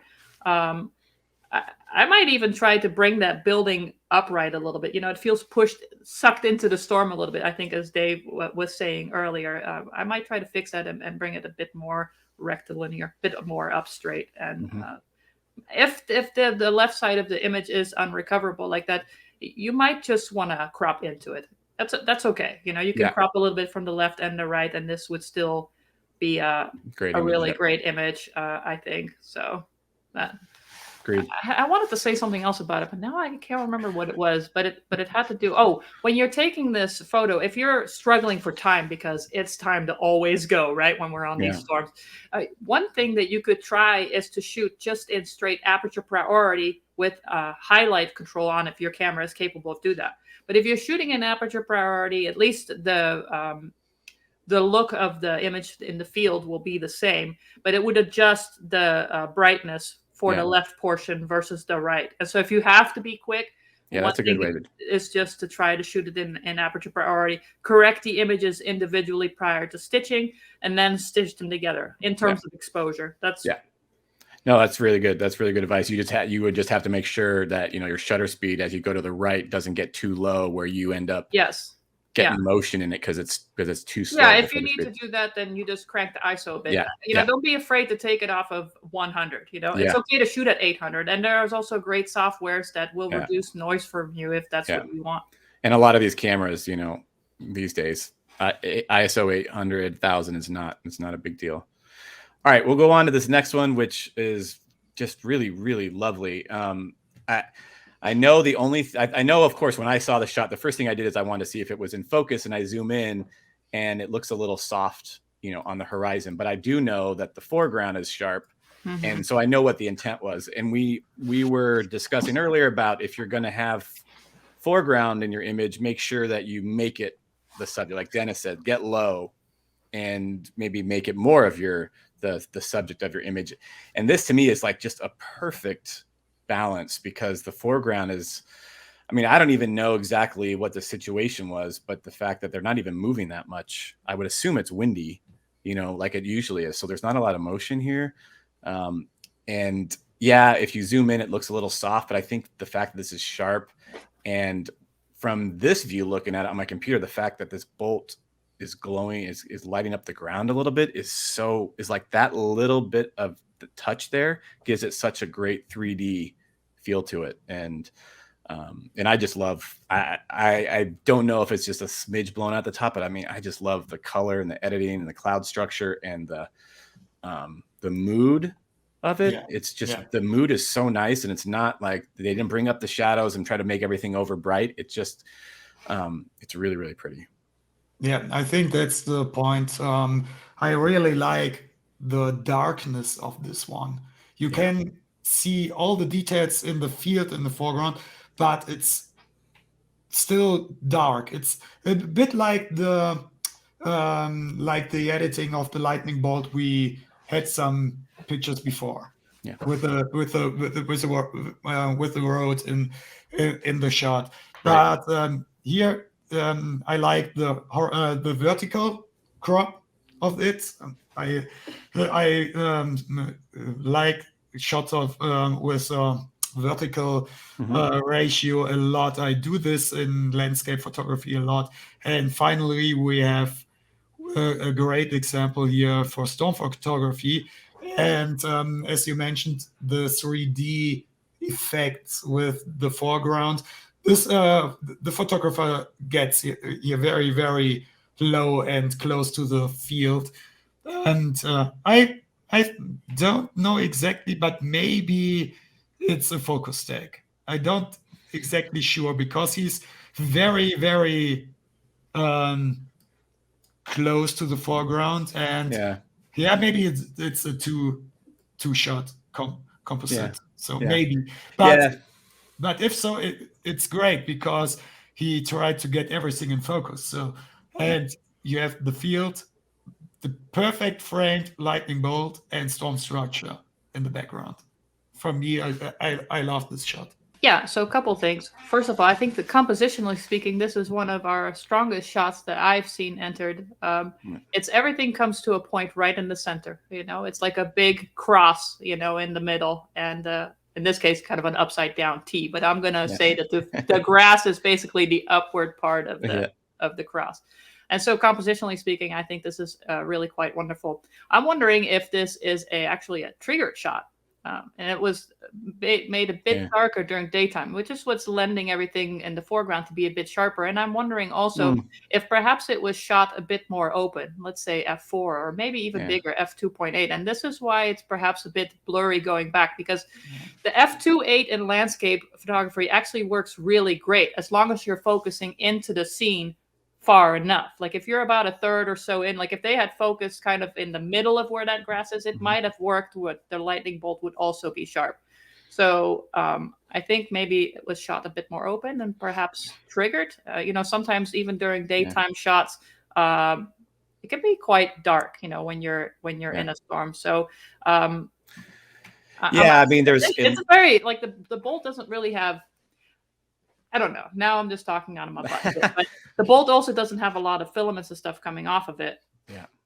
You know, and so maybe to what Dennis said, it could also be stacked where the bolt is just slightly out of focus and the foreground was you know, more in focus. If you during the daytime, and Mike, you'll know this well from shooting a lot of lightning, is if you really cranking up your f-stop, let's say you're shooting at f16, you're losing all kinds of filaments. So to get daytime shots that have filaments is quite difficult. You know, this is why I always tell people not to use ND filters and stuff, because you're just going to be losing filaments, especially at those f-stops. So, but I really, really think this is an incredibly strong shot, even though it's a little bit out of focus. Yeah, I think over here, like you can see this rain and it gets a little bright here. I'm assuming maybe the sun is still up over here. Yeah. And it is just really dark because it's like the sun is up, but it's just really heavy rain and so it's not after sunset. So that might be why there's no filaments. Agreed. And maybe they did shoot a little more wide open so that they wouldn't get these blowing around and they'd be a little crispier. And maybe and so maybe they shot the foreground and then they exposed for the lightning. You got a lightning bolt and did a composite so that the wheat wasn't moving, but then they could still get a lightning bolt, or maybe they just freaking got lucky. And they need to tell us at this point. Yeah. I think it's a single shot, but yeah, we'll see. But I love to be proven wrong, but if the next stage for the finalists, we get all the raw files, or at least we ask for them, and if they supply them and it's legit, then we'll know a lot more about how it happened. So, all right. And speaking of vertical crops, we'll go to this next one, which to me was one of my favorites that I saw. Part of me was like, wow, this looks like someone, got a bunch of horses silhouettes and just copy and pasted them in here. And then, I zoomed in and I could see like the nose of this horse and the white on it and like the glow off of this one. And I'm like, I think it was actually real, or, it's just sometimes when you see this, it's hard to you immediately go, well, is that really possible? Like, did someone, take a couple shots and put them together? And even if you had 2 shots of horses and blended a couple together, it's still the image to me. And this is just beautiful. I can see it being like an amazing book cover for something, or movie poster for Yellowstone season 4 or something. I don't know. Like, it's awesome. Just like the church with the supercell behind it. Here we have all these little horses and this building cloud boiling behind it, and just adds perspective. And I love the silhouettes, and yeah. Yeah, I really like the butt horses there. And the horse on the left there, its tail is blowing around. So this really lends to this sort of stormy quality. And then you have this kind of wild horses running away on the left. I think it looks a little bit like a diorama, right? Like they cut it out and held it up in front of their lens and then took the photo with these black horses. But yeah, this is super nice. I think one thing that for me is a little bit of a drawback is the overall coloration of the image. The crop and everything is nice. The little grass on the foreground and on the right side, of course, can be a little bit distracting. But right. Yeah. If the horses wasn't there, this image would fall apart for me. And the fact that the horses are aligned in such a way that makes this really interesting. They're all separated from each other. They're not overlapping, where it's difficult to make out that these are individual horses. This is all very great. The color, a little bit could be tuned for me. And of course, the grass on the bottom right, but can't really do much about that. I can't change nature while you're out there. Yeah. Yeah, totally agree. Yeah. I don't exactly sure if the horizontal line is help me out. Horizontal. Level. Leveled. Thank you. Yeah.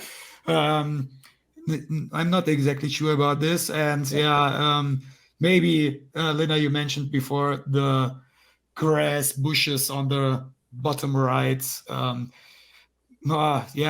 For me, it's a bit distracting. I wish I could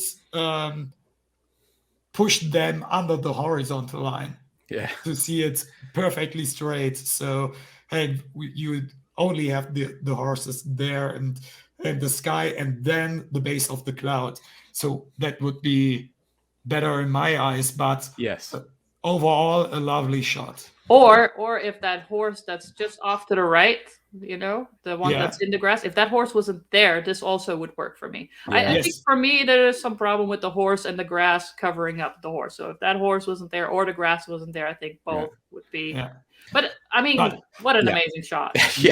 I know we're doing the nitpicky thing too, because you're absolutely, I can see that if that horse was gone, wow, but if this was, to me, when I see this, I'm like, is it a single shot or was that the same horse just running all around and they, they put it in a different shot? But to me, this is the beauty of storm chase. And if this was a single shot, then like amazing, like kudos to this photographer for seeing it. And I really do like the edit. I like that it's, even if the white bounces off for whatever reason, like it's got this Matrix-y greenish movie vibe to it, cinematic feel to it. And I dig that. And I don't know if that, was intentional or not. So I'd like to, it'd be interesting to find out if this was actually just boom, still image. And that was all, for in one shot, because that's the stuff that's hard to get when you're out there. And it's just, this person definitely has an eye for paying attention to what the animals are doing. You can't just go out there and just willy-nilly point your camera at some horses and get a shot like this. I think this person probably is somewhat in tune with animals, if I had to guess. And like what you said, Mike, I think it would make a great movie poster or book cover for some kind of Western outlaw thing, you know, Clint Eastwood movie or something. I love it. All right. Only a couple more. This one is great.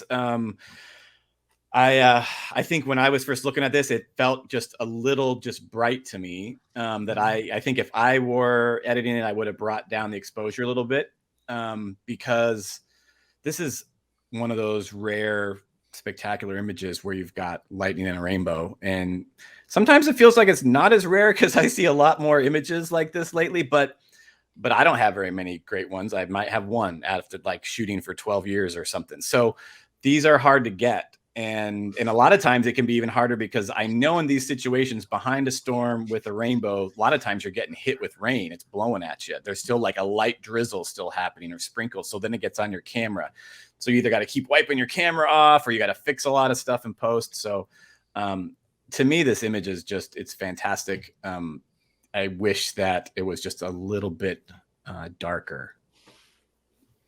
Absolutely. That's the same thing I was thinking. So a bit darker, and it's that's the scenes. If you're ever standing on the backside of the storm after all the action is gone, and you just can relax and shoot pictures of the backside with the perfect sunset light behind you, filling up the old scene. I like. Sometimes I want to end the chase to get on the backside and just relax there and get the shots. But yeah, as you said, it's hard to get one of these. So, but yeah, maybe,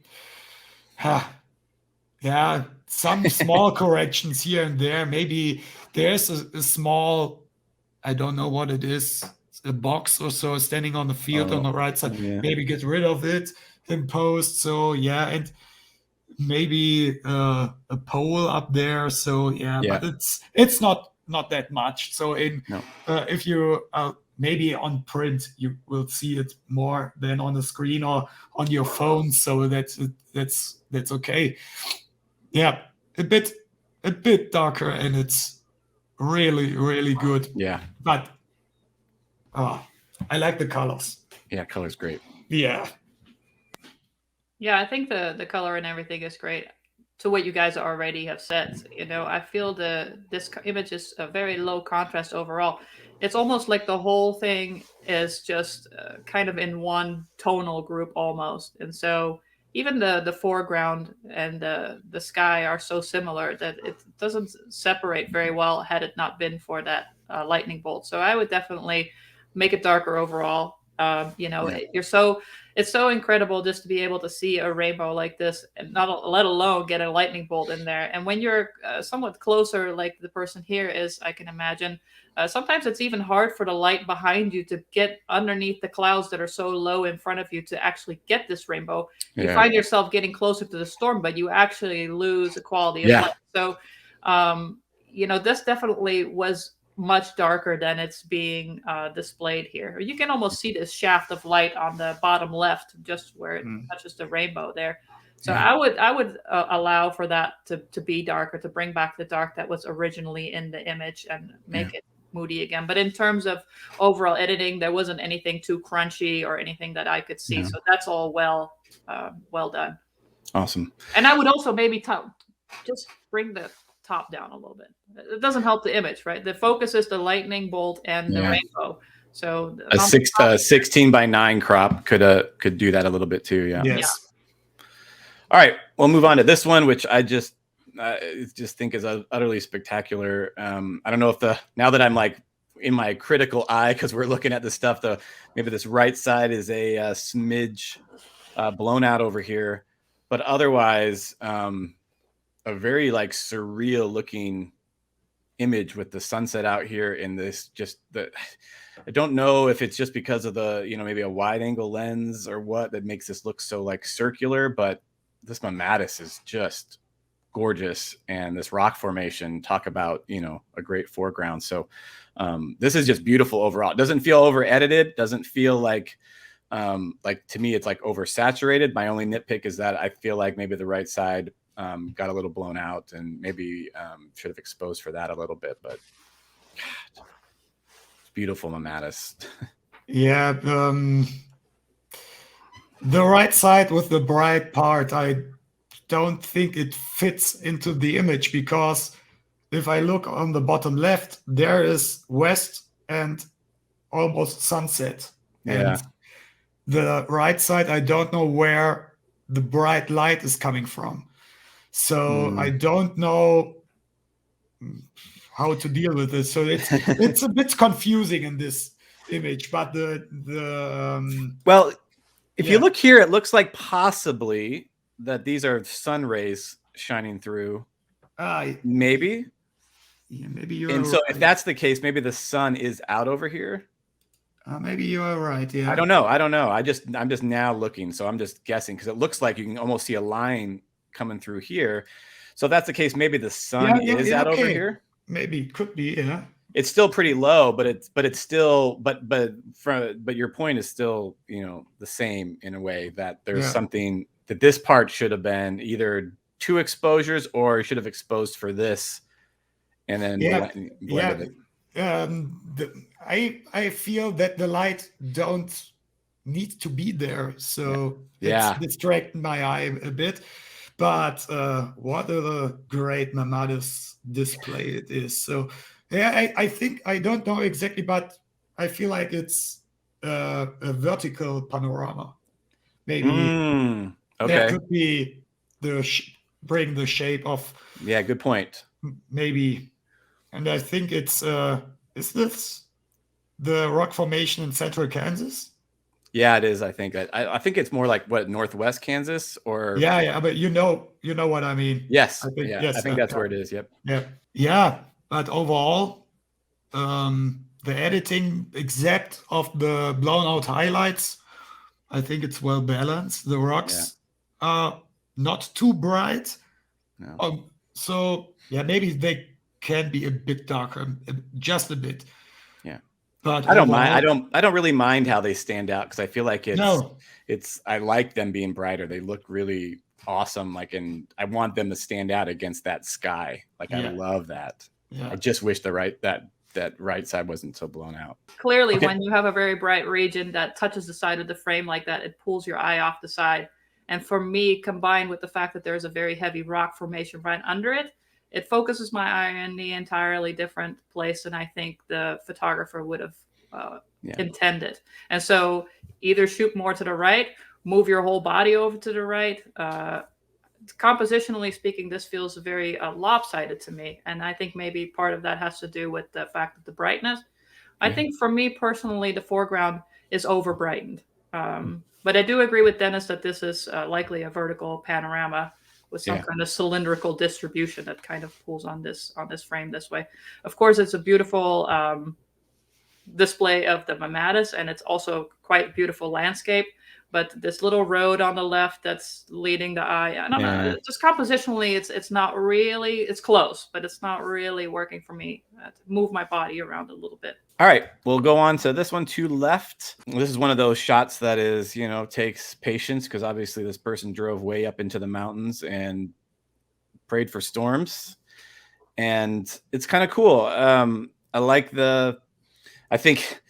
I know for me, I don't like things in my way. So I think when I see this mountain, I would probably be like, man, I wish I could find a spot that doesn't have that. But I think this is more about the composition of being just up in the mountains, and you see in these peaks, and then you see the city in the distance, and then there's like a little lightning bolt. It's more of an overall kind of landscape photo that kind of happens to have a storm in it at night. But I love it. I think the bolt's a little bright, unfortunately, but it's not like super duper blown out, and I don't necessarily hate it.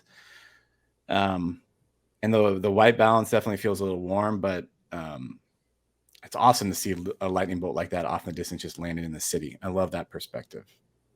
Yeah, yeah, it certainly is great at that. I don't mind the mountains in the foreground at all. I think without it, this image Yeah. would not really have an anchor for me. Right. This feels too open for me. So in this case, I think the mountains in the foreground kind of add a nice compositional element. I think for me, what feels off is the overall what happened in the edit after the shot was taken. And again, I feel like we need to talk about just how gross really city lights can be and how difficult it can be to manage white balances in these situations. Yes. And when we start crunching down highlights and things like that, we get these weird kind of darkening and muddy looking colors in the image that I feel that you can see here. So for me, the color on this is pretty off, and I would maybe try to revisit that. In terms of the image itself, it's really great. Like you said already, Mike, the bolts, of course, a little bit blown out. You can't really do too much about it. But if you're really in love with the image, you can kind of lean into it. Don't make everything else around the brightest part of that bolt darker just to bring it out, you know? Yeah. But yeah, and I don't know. You know, it's kind of it is one of those tough things because it does feel like maybe it's a little warm overall, and so the white balance is off. But there's so many city lights there, and that's what city lights look like when you're standing on top of a mountain. I mean, they have that kind of color, and so it could be just really affecting the sky above it and making it look like that. Because if you kind of blot it out and look around, you know, the mountain white balance looks pretty good. The left side just looks blue, like it's like blue hour, and so it's very tough. there's some kind of circular gradient or something that's happening there. There's definitely There might be. You're right. some crunching, I think, going on of the especially the highlights there in that sky area. Yeah. But it's such a great image. And also, who crawled up there and was like, "Yeah, I'm gonna shoot lightning from on top of a mountain." Every time I see these photos, I just wish that I would take the time to do that. You know, go up on South Mountain by Phoenix and just sit up there and pray a storm rolls off the rim and I get bolts hitting in town. Like I just never, and this person did it. And just like at first glance, and I remember seeing it posted last year, I'm like, that's just spectacular. Like it's obviously a reason why it's in our top 30. It's a beautiful, beautiful image. And Dennis, what did you think of it? Don't go on the hill. I tried this around 60 miles from here since 20 years. I don't got any shot today. But the hope is always high. The hope is always high. Yes. And when you do get it, it'll be forever one of your favorites. Yeah, it could be some crap storm, but one day it will work. But yeah. So I like the perspective from being on a mountain with the city in the background and the storm. I like the fact that the storm is not very close. I like that's a bit in the distance. Yeah. So you get some perspective, some depth in the image. Yep. And yeah, maybe the photographer tried to get rid of the reddish orange lights in the sky from the city. So maybe that's the reason why it seems the colors seems to be a bit off, but yeah, it's awesome. Yeah, it's a fantastic shot. So all right, we are down to our last of the top 30, and I'm pretty sure this is Australia, I think. But you know, we haven't even had a single photo with the ocean, and I think, if I'm not mistaken, but this is just beautiful. My dream is always to be able to go somewhere like Florida or even here or wherever, what's the ocean? The Adriatic Sea over there in Europe, and get lightning hitting in water. It's I got to experience a little bit of that in north of LA this back in October. I couldn't believe I got lucky. And so seeing lightning over an ocean is such like a dream of mine. So I just love these shots. I always feel like they're so like moody, and the water and the ocean gets so lit up. And then this is great because you can, you see where it lands. It's got enough height on this shot that the water actually glows a little bit where it hits, and that, and then there's a lot of filaments. There's a lot going on. There's some pretty neat structure on the left. I think for me, like, if there was anything I would do, I would possibly crop up to the left a little bit. You would lose some of the water, but I think maybe the lights on the left, like I think without them, it ends up being a little bit more minimalistic without any distractions on the horizon. But it's just beautiful. If the lights on the horizontal line, maybe that is a small city or so. Yeah. If you crop it, not crop it completely out, maybe just remove it in post. So and you are good. Just a small some pixels, and you are fine. And it's just clouds, lightning, water, and that's it. And and I. Especially in this one, I like the color. I like the very cool tones in here because the with combined with the reflection in the water, it's for me a nice balanced shot. So I don't know why. Maybe somebody else like the white balance a bit different, but in this case, I think it works very well. Yeah, I love the white balance personally. I think it looks great. I think that first of all, this is an incredible lightning bolt, and how amazing that is to catch it over the water like that. Especially when it has to come close to shore. You're kind of in a strike zone, and then you're standing on a beach. Like, what are you doing out there? Maybe they're standing on a pier. I don't know. But what you guys already have said, maybe edit out a bit of the lights on the bottom right, just along the horizon. That isn't helping the image. Maybe also crop up in the water quite significantly.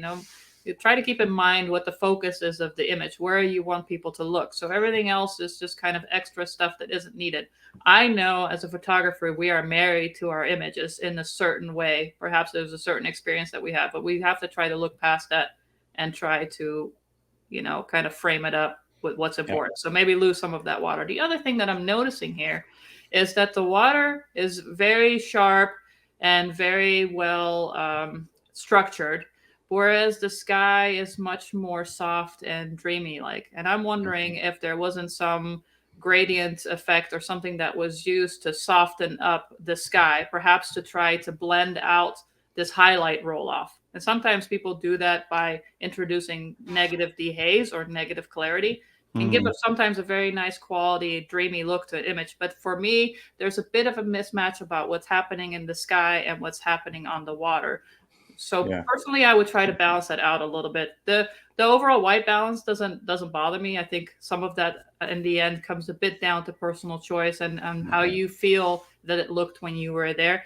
It looks a little bit too purpley for me. Maybe I would roll back just the purple. I wouldn't affect the white balance overall, but I love this bolt. I love this image. Just those tiny little tweaks to me would make it stand out a little bit more. Yeah. I don't get to shoot over water very much, and so I think it's one of those things where you see the bolt light up the ocean, and you want to keep that in there because that's like really stunning. And but because the bolt is so close to the top, and then there's a little filament that goes out the top, then it makes me feel like that the bottom is a little less important. And so I definitely think I would just pull it up like maybe halfway to where the bolt lands and see what that looked like. But and I also don't know, I know what you're saying because the ocean is super crisp and it makes sense. The bolt, when it hit, obviously lit everything up and that was it. So there's no motion. But I wonder if there was some in the exposure. I wonder if there was some in-cloud lightning that caused the clouds to be a little more dreamy, but it wasn't enough to actually light up the water. So I don't, that's a tough one to kind of know without having maybe been there to kind of see that. But and this would also been, I love the white balance. I don't feel like maybe monitors are different. I don't feel like I'm seeing much purple there. It could be crazy purple. People love purple. And I think that this there might be a twinge of it, but it feels mostly like kind of bluish and gray to me, which is nice. These also are like great images to me to do in black and white, especially if you got rid of the lights, because there's not a lot of color there. It's just blue and white. And so they can be beautiful in black and white too. But this is just gorgeous. And I'm jealous that I don't get to shoot lightning over water so very often. So that's it. I think we got through them. Are we still awake? I'm definitely awake. Yes. I love seeing all these images. It's late for Dennis. It's getting later.